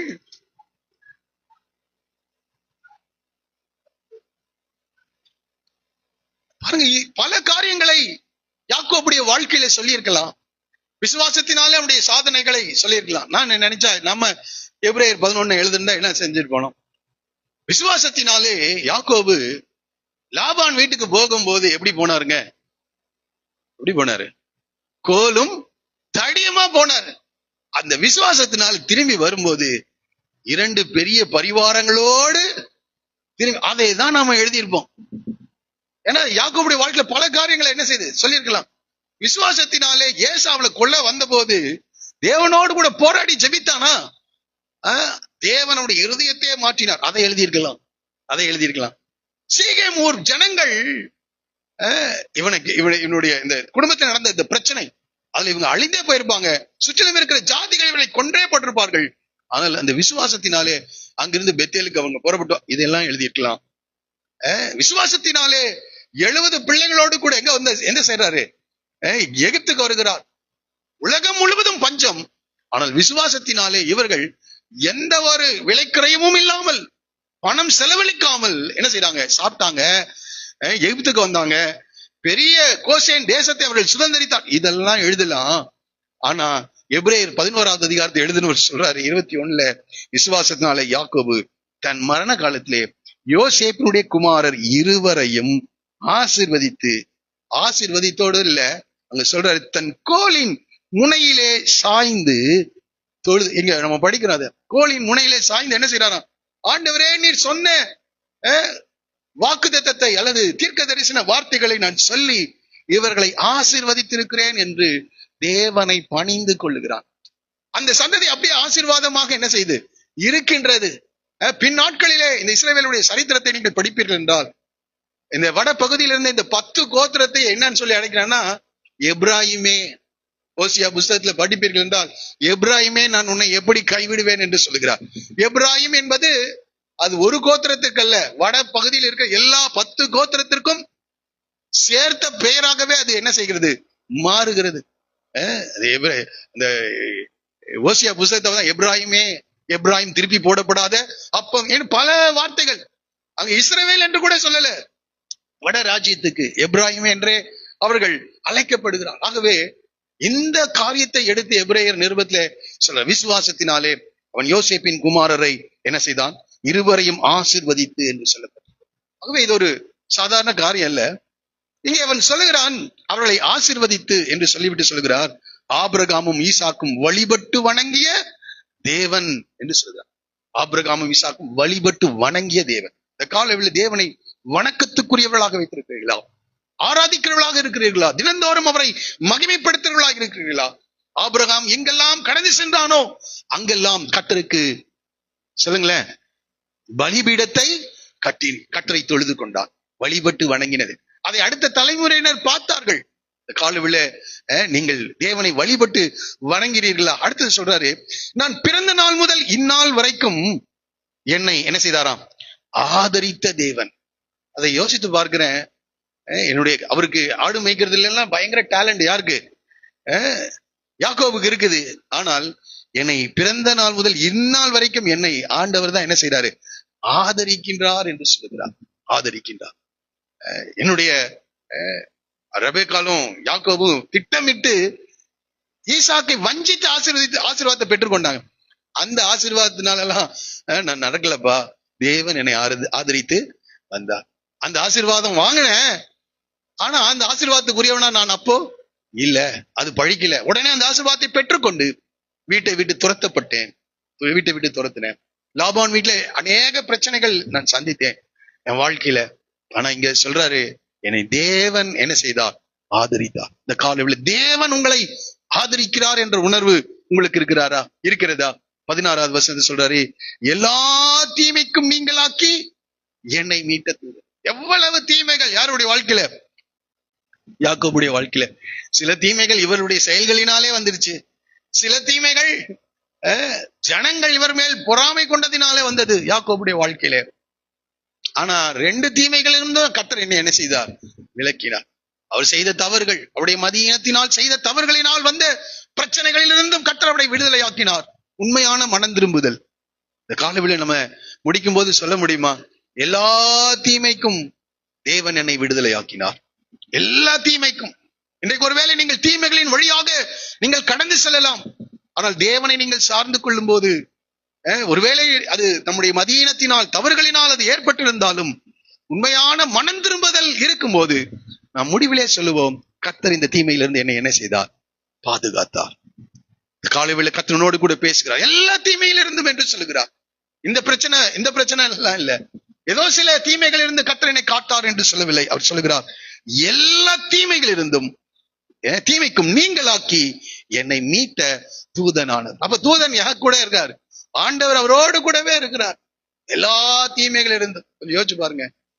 இவனுடைய ஆசீர்வாதத்தை தடை செய்ய லாபான் 10 முறை சம்பளத்தை மாற்றினான் தீமை செய்ய. அதுக்கப்புறம் இவர் புறப்பட்டு போறாரு, அவருக்கு தீமை செய்ய என்ன செய்கிறார்? வருகிறார். தேவன் அவனை சொப்பனத்திலே எச்சரிக்கின்றார். ஏசா தீமை செய்ய அவன் 400 பேரோடு கூட வருகிறான். தேவன் அங்கே குறுக்கீடு செய்கிறார். சொல்றாரு, எல்லா தீமை சீகேம் ஊர்ல நடந்த பிரச்சனை எல்லாம் சாதாரண பிரச்சனை கிடையாது. சிமியோனும் லேவியும் செய்த அந்த அக்கிரமத்தினால் பெரிய தீமை வர இருந்தது. எல்லா தீமைக்கும் தேவன் என்னை நீங்களாக்கி விட்டார். இந்த காலவேளை ஒருவேளை தீமைகளை எதிர்கொண்டு இருக்கலாம், சில இக்கட்டுகளிலே நீங்கள் கடந்து சென்று கொண்டிருக்கலாம். இன்றைக்கு கர்த்தருடைய வார்த்தை சொல்கிறார், யாக்கோபை போல நம் ஆண்டவரை உறுதியாய் பின்பற்றுவோம் என்றால், நம்முடைய தவறுகளை உண்மையாய் அறிக்கை செய்து தேவனிடத்திற்கு மனம் திரும்புவோம் என்றால், ஒரு சில தீமைகளில் இருந்து மாத்திரம் இல்ல, எல்லா தீமைகளிலிருந்தும் கர்த்தர் நம்மை விடுதலையாக்குவார். எவ்வளவு பேர் விசுவாசிக்கிறீங்க? அது எவ்வளவு பெரிய தீமையா இருந்தாலும் சரி, எவ்வளவு பெரிய மனிதர்கள் அந்த தீமையை செய்ய அவள் முயற்சித்தாலும் சரி, அவர் சொல்றாரு, உனக்கு தீமை செய்ய எனக்கு பலன் இருக்குது. யார் சொல்றா? லாபான் சொல்ற, உனக்கு தீமை செய்ய எனக்கு எல்லா பலனும் இருக்கா இல்லையா? அவனுக்கு இருக்கு. ஆனால் நீ சேவிக்கிற தேவன், முற்பிதாக்களின் தேவன் நேற்று தினத்திலே என்னை சந்தித்தார் என்று சொல்கிறார். என்னை கேட்கிறார்கள், ஏசா தீமை செய்ய அவனுக்கு பலன் இருந்தது. சீகேம் ஊரை சுற்றிலும் இருந்த ஜாதிகள், இந்த யாக்கோபின் குடும்பத்துக்கு தீமை செய்ய பலன் இருந்தது. இந்த பெரிய பஞ்சத்துல இவங்க என்ன செஞ்சிருக்கலாம்? அழிந்தே போயிருக்கலாம். பஞ்சத்தினால் அழிக்கப்பட வேண்டிய ஒரு சூழ்நிலை அவருடைய வாழ்க்கையில காணப்பட்டது. ஆனால் எல்லா தீமைக்கும் ஒரு தீமை ஒரே மாதிரி எல்லாம் வராது. பஞ்சம் வரும், யுத்தம் வரும், எதிர்ப்புகள் வரும். தன்னுடைய மகன் மரித்து விட்டான் என்ற செய்தி என்ன செய்கிறது? அங்கே எல்லா தீமைக்கும். ஒருவேளை யோசேப்பு உயர்த்தப்பட்டது அவ பார்க்கல அல்லது என்ன, அவன் எல்லாம் கரெக்டா இருந்ததுங்க. இந்த யோசேப்புடைய காரியத்துல மாத்திரம் தேவன் அவனுக்கு உதவி செய்யல அப்படின்னு நம்ம சொல்லியிருப்போம். ஆனா சொல்றாரு, எல்லா தீமைக்கும் எல்லாரும் அப்படியே கரங்களை உயர்த்தி ஆண்டவரை பார்த்து சொல்லுங்க, ஆண்டவர் நான் உம்மை விசுவாசிக்கிறேன். எல்லாரும் கண்களை மூடுங்க. கர்த்தருடைய ஆவியானவர் சிலரோடு கூட பேசிக் கொண்டிருக்கிறார். ஒருவேளை நீங்கள் தீமையின் வழியாக நீங்கள் கடந்து சென்று கொண்டிருக்கலாம். இந்த காலை வேளையிலே ஆண்டவர் சொல்ல, எல்லா தீமைக்கும் நீங்களாக்கி என்னை மீட்ட தூதனானவர். மனம் திரும்ப வேண்டிய கிரியைகள் இருந்தா அந்த இடத்துல மனம் திரும்புங்க. தேவனை விசுவாசிக்க தவறின இடங்களிலே நீங்கள் இருப்பீர்கள் என்றால், நான் விசுவாசிக்கிறேன்னு சொல்லுங்க. ஆண்டவரே, இது மனிதனால இந்த தீமையை என்னுடைய வாழ்க்கையை விட்டு விலக்க முடியாது. யாக்கோபுடைய வாழ்க்கையில எல்லா தீமைக்கும் ஹல்லேலூயா நீங்களாக்கி மீட்ட தூதனானவர். பிரைஸ் அல்லாஹ். ஹல்லேலூயா. ஜெபம் பண்றீங்களா? ஆண்டவரை பார்த்து ஆண்டவருடைய சத்தத்தை கர்த்தர் கேட்கிறார். தீமையிலிருந்து தேவன் ஒருவரே உன்னை விடுதலையாக்க முடியும். லார்ட் இரக்கம் செய்வீராக. ஹல்லேலூயா. ஆண்டவரே உம்மை ஸ்தோத்திரிக்கிறோம் ஆண்டவரே. ஹல்லேலூயா. ஹல்லேலூயா. எல்லா தீமைகளில் இருந்தும் ஆண்டவரை பார்த்து சொல்லுங்க.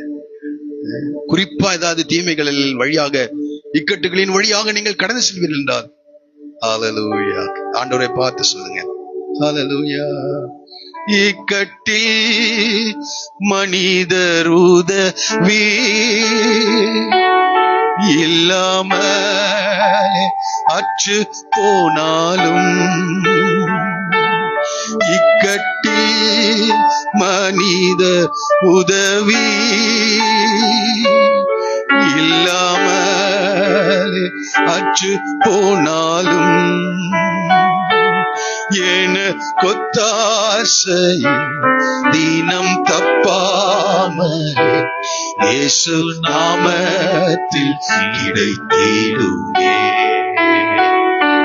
இயேசு நாமத்தில் கிடைத்திடுமே. என கொத்தாசை தினம் தப்பாமலே இயேசு நாமத்தில் கிடைத்திடுமே. இயேசு நாமத்தில் கிடைத்திடும். மறுபடியும் சேர்ந்து சொல்லுமா? ஹல்லேலூயா. இக்கட்டில் மனித உதவி இல்லாமல் அற்று போனார். இக்கட்டில் மனித உதவி இயேசப்பா இல்லாமலே அற்று போனார். எனக்கொத்தாசை இனம் தப்பாமல் இயேசு நாமத்தில் கிடைத்திடுமே. இயேசு நாமத்தில் கிடைத்திடுமே. எப்போதுமே இயேசுவே ஒத்தாசை. இந்த இயேசு ஒத்தாசை. இயேசு ராஜா ஸ்தோத்தரிப்பே. இந்த ஏழை ஜெபம் விசுவாசத்தோடு சொல்ல. இயேசு ராஜா ஸ்தோத்தரிப்பே. இந்த ஏழை ஜெபம் கேட்டார்.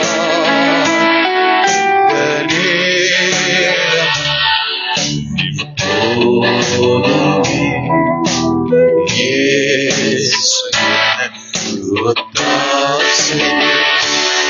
இந்த இயேசு ஒத்தாசை. Praise the Lord. சொல்றார், எல்லா தீமைக்கும் நீங்களாக்கி என்னை மீட்ட தூதனுமானவர்.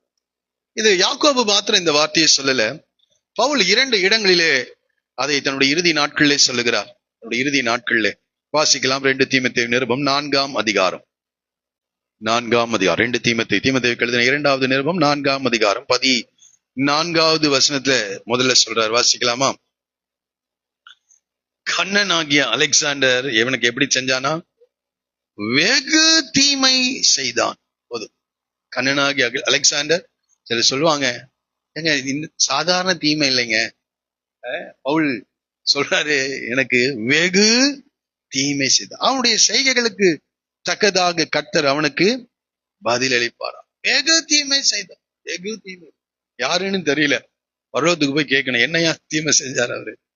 ஒருவேளை நீங்க நினைக்கலாம், எனக்கு இவன் செஞ்ச மாதிரி உலகத்துல வேற யாருக்கும் என்ன செஞ்சிருக்க மாட்டா, யாரும் செய்திருக்க மாட்டார்கள். பவுல் சொல்றாரு, எனக்கு வெகு தீமை செய்தான் என்று சொல்கிறார். அடுத்தது 18வது வசனத்துல சொல்லும்போது, கர்த்தர் எல்லா தீமையினின்றும் என்னை ரட்சித்து. பவுல் சொல்றார், எல்லா தீமை. ஒரு பரிசுத்தவானுடைய வாழ்க்கையில முடிவு எப்படி இருக்கும்னா, எல்லா தீமையின் வழியாக கடந்து சென்றுதான் ஆகணும். பரிசுத்தவானுடைய வாழ்க்கையில நீங்க பரிசுத்தவானா இருந்தா தீமை வராதுன்னு நினைச்சிடாதீங்க.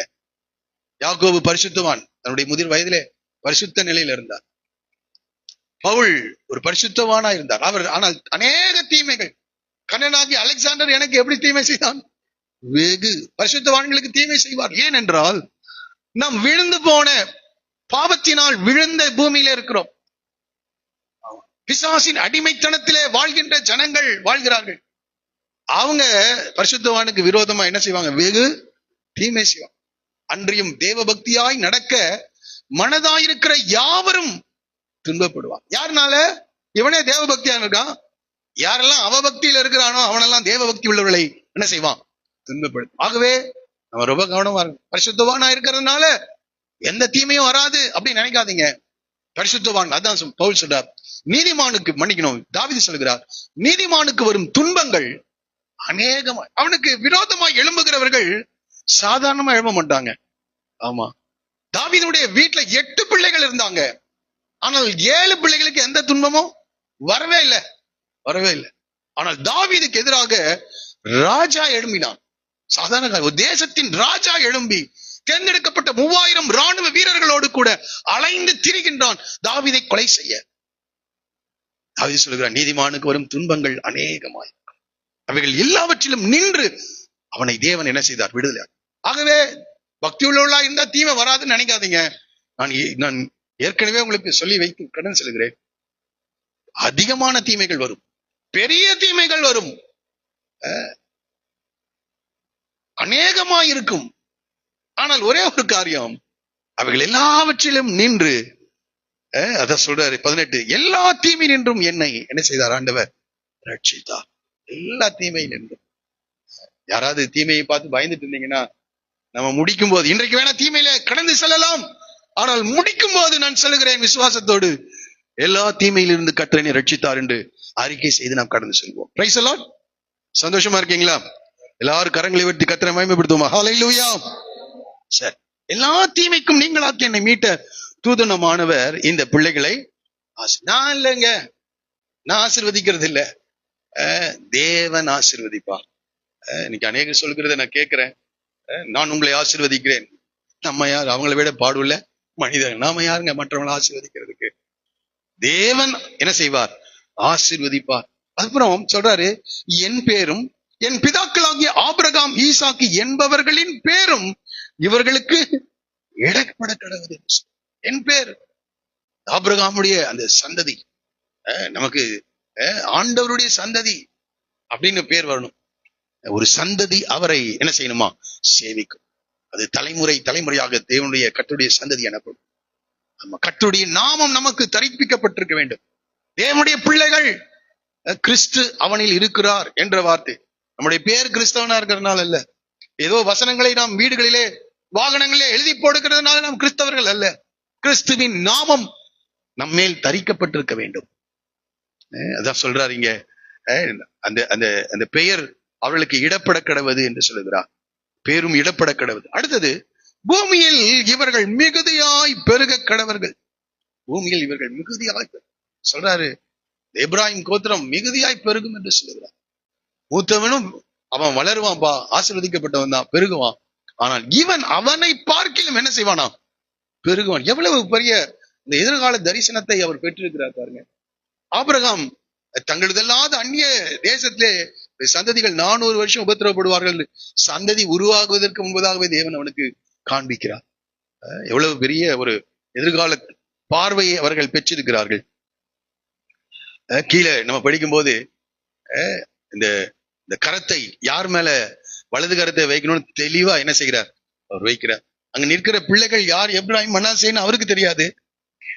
ஆனா கண்கள் மங்களா இருக்குது, ஆனா ரொம்ப தெளிவாக காரியங்களை செய்கிறவராக இருக்கிறார். இதே ஈசாக்கினுடைய நிலைமை நான் நினைக்கிறேன்.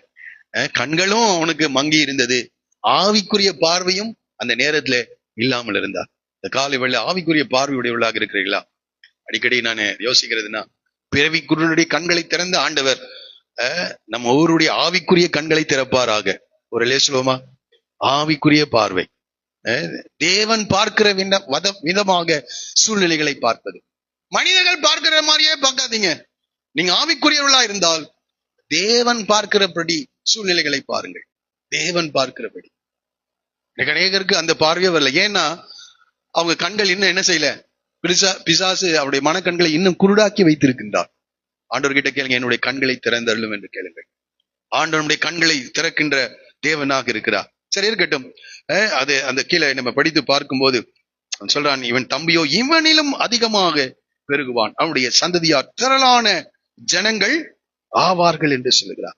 இவ்விதமாக அவன் அன்றைய தினம் அவர்களை ஆசீர்வதித்து, வாசிங்க,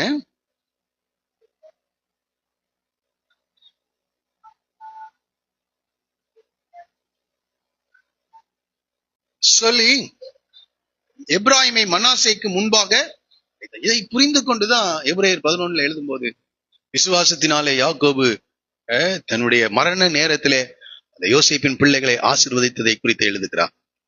அடுத்தது நம்ம மூன்றாவது குறிப்புக்கு நேராக, மூன்றாவது செக்ஷன் பகுதிக்கு நேராக நாம் வருவோம். அவன் தீர்க்க தரிசன பார்வை மாத்திரம் இல்ல, அவன் சொல்லுகை கடந்து செல்கிறார் பாருங்க. 21வது வசனத்திலிருந்து 22, அது ஒரு தனி செக்ஷனா இருக்கு. பின்பு இஸ்ரவேல் யோசேப்பை நோக்கி, இதோ நான் மரணம் அடைய போகிறேன். அவருக்கு நல்லா தெரியும், மரணம் அடைய போகிறேன், தேவன் உங்களோட இருப்பார். நாம என்ன சொல்வோம்? நான் மரணம் அடைய போகிறேன், நான் சம்பாதித்த சொத்துக்கள் உன்னோடு கூட இருக்கும், நான் சம்பாதித்த பணம் உன்னோடு கூட இருக்கும் அப்படின்னா சிலர் சொல்லலாம். எப்பா அந்த வயலை எழுதி வச்சிருக்கேன், அந்த கட்டிடங்களை எழுதி வச்சிருக்கேன்பா, அவைகள்லாம் உன்னோடு கூட இருக்கு. ஆனா யாக்கோபு பாருங்க, எவ்வளவோ சொத்து. சாதாரண ஆள் இல்லை எங்க யாக்கோபு, பெரிய சொத்துக்காரன். சில கோடிகளை ஏசாவுக்கு வெகுமதியாக கொடுக்குறான்னா அவன்கிட்ட எவ்வளவு கோடிகள் இருந்திருக்கும். இவ்வளவு சொத்துக்களை நான் வைத்து போகிறேன் அதெல்லாம் சொல்லலைங்க. ஆவிக்குரியவன் எப்படி பேசுறாரு பாருங்க. தேவன் உங்களோட கூட இருப்பா. தேவன் மாத்திரம்தான் நிரந்தரமா இருக்க முடியும். பணம் இன்னைக்கு வரும் போயிடும், சொத்துக்கள் இன்னைக்கு வரும் அது அழிந்து போய்விடும். ஆனால் தேவன் என்றென்றைக்கும் இருப்பார். அடுத்த தலைமுறையினருக்கு விட்டு செல்லுகிற சொத்து என்னதான்? தேவன் தான். தேவன் உங்களோடு கூட இருப்பார். சொல்லிட்டு கடந்து செல்றார். தேவன் இன்னைக்கு பணத்தை பெரிதா மதிக்கிறவங்க, பணம் கொடுத்துட்டு போறேன்ப்பா, சொத்துக்கள் கொடுத்துட்டு போறேன், மனிதர்களை கொடுத்திருக்கிறேன், பிசினஸ கொடுத்திருக்கேன், இதெல்லாம் சொல்லிட்டு போவாங்க. ஆனா இவர் சொல்றாரு தேவன் உங்களோட கூட இருப்பார். அடுத்த தலைமுறைக்கு நீங்கள் தேவனை வெளிப்படுத்துகிறீர்களா? அது ரொம்ப மிக மிக முக்கியம். எல்லாம் அழிந்து போயிடும், நாமும் ஒருவேளை இல்லாமல் போக முடியும். ஆனால் தேவனை அவர்களுக்கு கொடுத்து கடந்து செல்வோம் என்றால் தேவன் அவளை பாதுகாப்பார். இதை உணர்ந்த மோசே 90வது சங்கீதத்தில் சொல்லுகிறார், தலைமுறை தலைமுறையாக நீர் எங்களுக்கு அடைக்கலமானவர். தலைமுறை தலைமுறையாக எங்க யாக்கோபு வச்சுட்டு போன சொத்து எங்களுக்கு அடைக்கலன்னு சொல்லலைங்க. யார் அடைக்கலம்? தேவன் நமக்கு அடைக்கலமா இருக்கிறார். அடுத்த தலைமுறைக்கு நம்ம சொல்லி கடந்து செல்ல வேண்டிய வார்த்தை, கர்த்தர் உங்களோட கூட இருப்பார். அடுத்தது அந்த விசுவாசம் பாருங்க, அவர் உங்கள் பிதாக்களின் தேசத்துக்கு உங்களை திரும்பவும் போக பண்ணுவார் என்று சொல்கிறார். எவ்வளவு பெரிய காரியம் இல்ல? இங்க டெம்பரரியா தான் இருக்கீங்கப்பா, அப்படி தேசத்துக்கு திரும்பி போக பண்ணுவார். இதை உணர்ந்த யோசேப்பு தன்னுடைய அந்திய காலத்தை தன்னுடைய மரண நேரத்துல வரும்போது சொல்றாரு, என் எலும்புகளை இங்க இருந்து என்ன செய்யுங்க, நீங்க போகும்போது எடுத்துட்டு போங்க. எவ்வளவு பெரிய நம்பிக்கை! இன்றைக்கு ஆண்டவருடைய வார்த்தையை நாம் எவ்வாறு சந்தேகிக்கிறோம்? இதெல்லாம் நடக்குமாங்க? ஆனா இவர்களுக்கு எப்படி இருக்குது பாருங்க, தேவனுடைய வார்த்தையில எவ்வளவு உறுதி. ஆபிரகாமுக்கு தேவன் வாக்குத்தத்தம் பண்ணியிருக்கார், இந்த தேசத்தை, கானான் தேசத்தை உன் சந்ததிக்கு கொடுப்பேன் என்று சொல்லியிருக்கிறார். நிச்சயமாக அந்த வார்த்தை நிறைவேறும் என்று யாக்கோபு விசுவாசிக்கிறார். சொல்லி கடந்து சார், தேவன் உங்களோட கூட இருப்பாரு, இந்த இடத்துல இருந்து கானான் தேசத்துக்கு மறுபடியும் உங்களை கொண்டு போவார். அது அடுத்த தலைமுறைக்கு கடந்து செல்கிறது. என்னை இங்கே அடக்கம் பண்ணிடாதீங்கப்பா, நீங்க போகும்போது எலும்புகளை எடுத்துக்கொண்டு போங்கள் என்று சொல்கிறார். அந்த தலைமுறை யோசேப்பின் மரித்த பிறகு அவன் எலும்புகளை ஒரு பெரிய பாக்ஸ்ல அவள் பிரிசர்வ் பண்ணி பாதுகாத்து அந்த எலும்புகளை பாதுகாக்க. எதுக்காக? ஏன் அடக்கம் பண்ணல எலும்புகளை? தேவன் சொல்லி இருக்கிறார். எவ்வளவு பெரிய விசுவாசம்!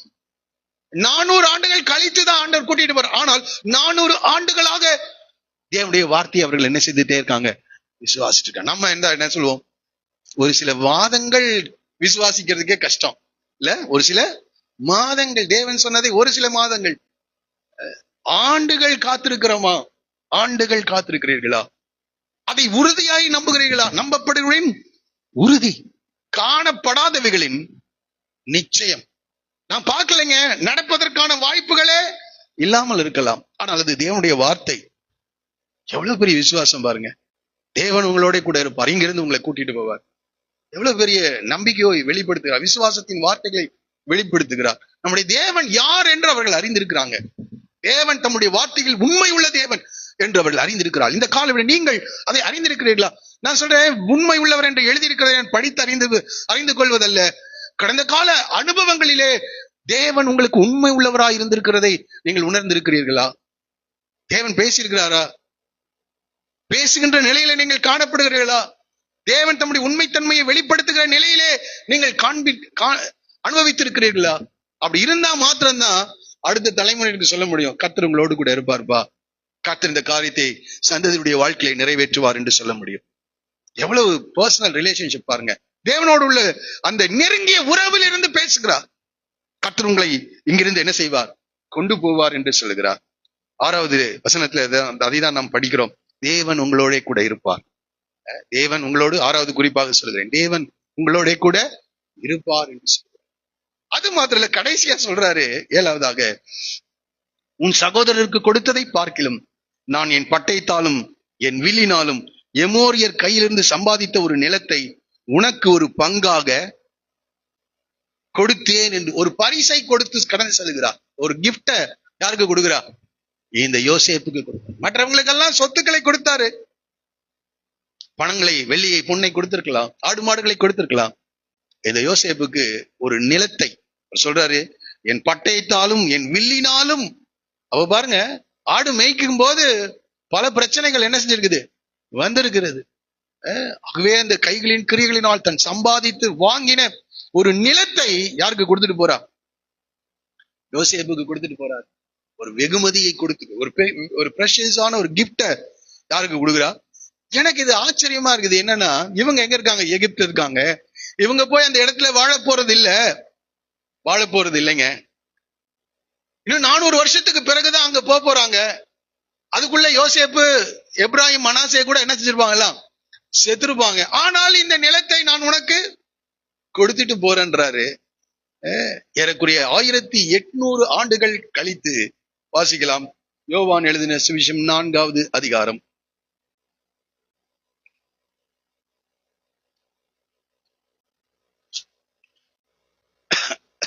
எடுத்துட்டீங்களா?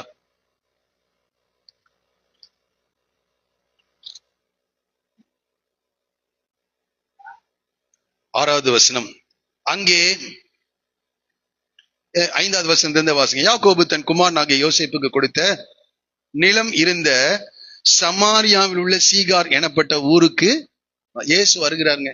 1800 ஆண்டுகள் கழிச்சு அந்த இடத்துக்கு இயேசு வர்றாரு. யாக்கோபு தன் குமாரனாகிய யோசேப்புக்கு கொடுத்த நிலத்துக்கு அருகே இருந்த சமாரியாவில் சீகார் எனப்பட்ட ஊருக்கு வந்தார். அங்கே யாக்கோபுடைய கிணறு இருந்தது. 1800 ஆண்டுகள்ங்க. வேதம் ஒரு பெரிய ஒரு உண்மையை சொல்லுகிற ஒரு புத்தகம். 1800 ஆண்டுகள். நம்மளா இருந்தா என்ன நடக்கும்? யாருக்குமே அது தெரியாது. மண்ணோடு மண்ணா போயிருக்கும். எத்தனையோ தலைமுறைகளுக்கு கடந்து போயிருக்கும். யாக்கோபுக்கு யோசேப்புக்கு கொடுத்த இடம். இல்ல, யோசுவாவின் புத்தகத்தை படிச்சு பார்த்தா என்ன நடக்குது, அந்த காரியத்தை மாத்திரம் நான் சொல்லி கடந்து செல்கிறேன். யோசுவாவின் நாட்களிலே அந்த தேசத்தை பங்கிடும் போது கரெக்டா இந்த இடத்தை, சீகேம் என்ற இந்த இடத்தை எப்ராஹிமுக்கு கொடுக்குறாங்க. யாருக்கு கொடுக்குறா? எப்ராஹிமுக்கு. கரெக்டா அந்த சுதந்திர வீதம் கரெக்டா சீட்டு போடும்போது யாருக்கு வருகிறது என்றால் எப்ராஹிம். 400 வருடங்களுக்கு பிற்பாடுங்க. எப்ராஹிம் எல்லாம் செத்தா போயிட்டான். ஆனா அந்த தலைமுறையினருக்கு அந்த இடம் கரெக்டா என்ன செய்யுது? சுதந்திர வீதம் கொடுக்கப்படுகிறது. எவ்வளவு பெரிய காரியம் பாருங்க. மரிப்பதற்கு முன்பதாக எமோரியருடைய கைகளிலே பட்டயத்தினாலும் ஈட்டியினாலும் வில்லினாலும் சம்பாதித்த அந்த இடத்தை நான் உனக்கு கொடுத்து கடந்து செல்கிறேன் என்று சொல்லுகிறார். 400 வருடங்கள் கழித்து அது எப்ராஹிமுக்கு, அது ஸ்கோத்திரத்துக்கு பங்காக அது போகிறது. 1800 ஆண்டுகள் கழித்தும் அந்த இடம் யோசேப்புக்கு கொடுத்த இடம் என்று சொல்லப்பட்டிருக்கு. ஒரு சொல்லுவோமா? ஓ, தேவன் எவ்வளவு உண்மை உள்ள தேவனாக அவர் காணப்படுகிறார் என்று நீங்கள் பாருங்கள். அதை அதிகமான ஒரு பங்காக நான் உனக்கு கொடுத்தேன். அந்த பரிசு, அந்த சுதந்திர வீதத்தை விட்டது மாறவே இல்லை. எவ்வளவு பெரிய ஒரு காரியம் பாருங்க. அப்போ இந்த ப்ராப்பர்ட்டி கூட அதை யாருக்கு கொடுக்க வேண்டும் என்பதை அவர் என்ன செய்கிறார்? அவர் தீர்மானிக்கின்றார். யார் யாருக்கு என்னென்ன கொடுக்க வேண்டும் என்பதை அவர் தீர்மானித்து ஒரு அற்புதமான முடிவுக்கு நேராக கடந்து செல்கிறார்.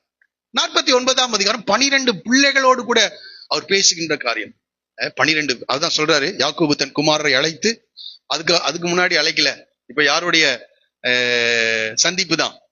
யோசேப்பும் பிள்ளைகளுடைய சந்திப்பு. நீங்கள் கூடி வாருங்கள், கடைசி நாட்களில் உங்களுக்கு நேரிடும் காரியங்களை அறிவிப்பேன் என்று சொல்ற. யாக்கோபின் குமாரரே, கூடி வந்து கேளுங்கள், உங்கள் தகப்பனாக இஸ்ரவேலுக்கு செவி கொடுங்கள் என்று சொல்லி 12 கோத்திரத்துக்கும் உண்டான ஆசீர்வாதங்களையும் அவளுடைய எதிர்காலத்தை குறித்து அப்படியே என்ன செய்கிறார்? அவர் சொல்லி கடந்து அது அப்படியே நிறைவேறுகிறது. எனக்கு ஒரு பெரிய ஆச்சரியம் என்னன்னா, ஆரம்பம் ரொம்ப பிரச்சனை. யாரு? யாக்கோபு. ஏமாற்றுகிறவனாக, வஞ்சிக்கிறவனாக, கண்கள் தெரியாத தன்னுடைய தகப்பனை ஏமாற்றுகிறவனாக ஆரம்பிக்கின்ற அவனுடைய வாழ்க்கை முடிவில ஒரு பெரிய தீர்க்கதரிசியாக முடிக்கிறார். பெரிய தீர்க்கதரிசியாக தேவன் பாருங்க அவருடைய வாழ்க்கையை அவர் சந்தித்து அவருடைய வாழ்க்கையில் பல சூழ்நிலைகளின் வழியாக அவனை நடத்தி அவனை உருவாக்கி ஒரு பெரிய அந்த முற்பிதாக்களுடைய வரிசையில ஆபிரகாம் ஈசாக் என்கிறவருடைய வரிசையில தேவன் அவனை உருவாக்குகிறார். மனிதர்களாகிய நாம இருந்தா என்ன சொல்லுவோம்? யாக்கோபு ஈசாக்கை ஏமாற்றி வாங்கிட்டு போனவன், அவ்வளவுதான், முடிஞ்சிருச்சு அவன் வாழ்க்கை என்னன்னு சொல்லுவோம். ஆனால் தேவன் அப்படி இல்ல. ஒரு மனிதன் தாயின் கருவில் உருவாகும் முன்னமே அவனை என்ன செய்திருக்கிறார்? தெரிந்தெடுத்திருக்கிறார். பேதுருவை பார்த்து சொல்றாரு, நீ கேபா என்று அழைக்கப்படுவா என்று சொல்கிறார். பார்த்த உடனே சொல்றார். ஆனா அவன் உறுதியானவனாக இருந்தானா? இல்ல. பல பிரச்சனைகள் நம்முடைய வாழ்க்கையில இருந்தது.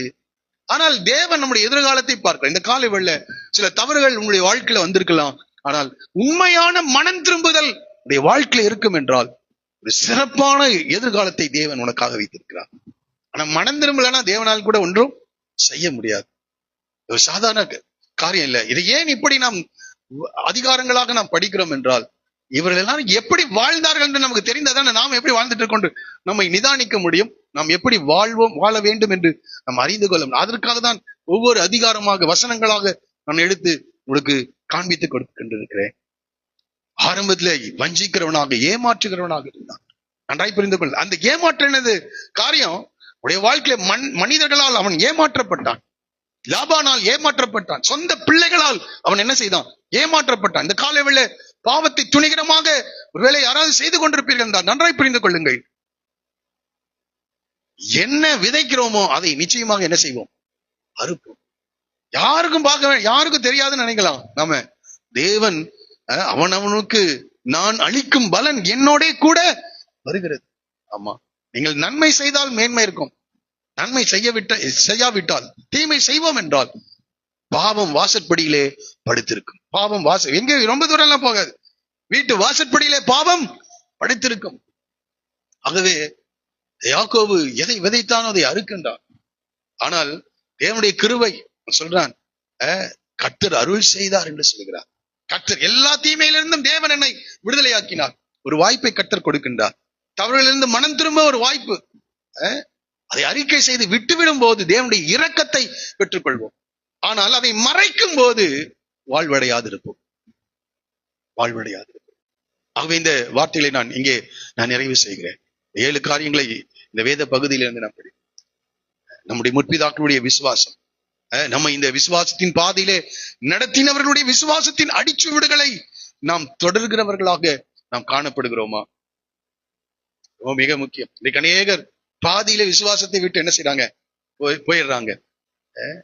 தேமா இப்பிரபஞ்சத்தின் மேல் ஆசை வைத்து என்னை விட்டு பிரிந்து போய்விட்டான்.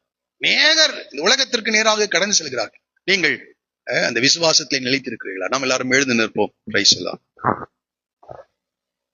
Praise the Lord. ஆண்டவரே உமக்கு ஸ்தோத்திரம். ஹல்லேலூயா. எல்லாரும் கண்களை மூடி சில நிமிடங்கள் ஜெப நிலையிலே நீங்கள் இருக்கும்படி நான் உங்களை அன்பாய் கேட்கிறேன். கர்த்தருடைய வார்த்தைக்கு நம்மை முழுவதுமாக அர்ப்பணிப்போம். என் வசனத்துக்கு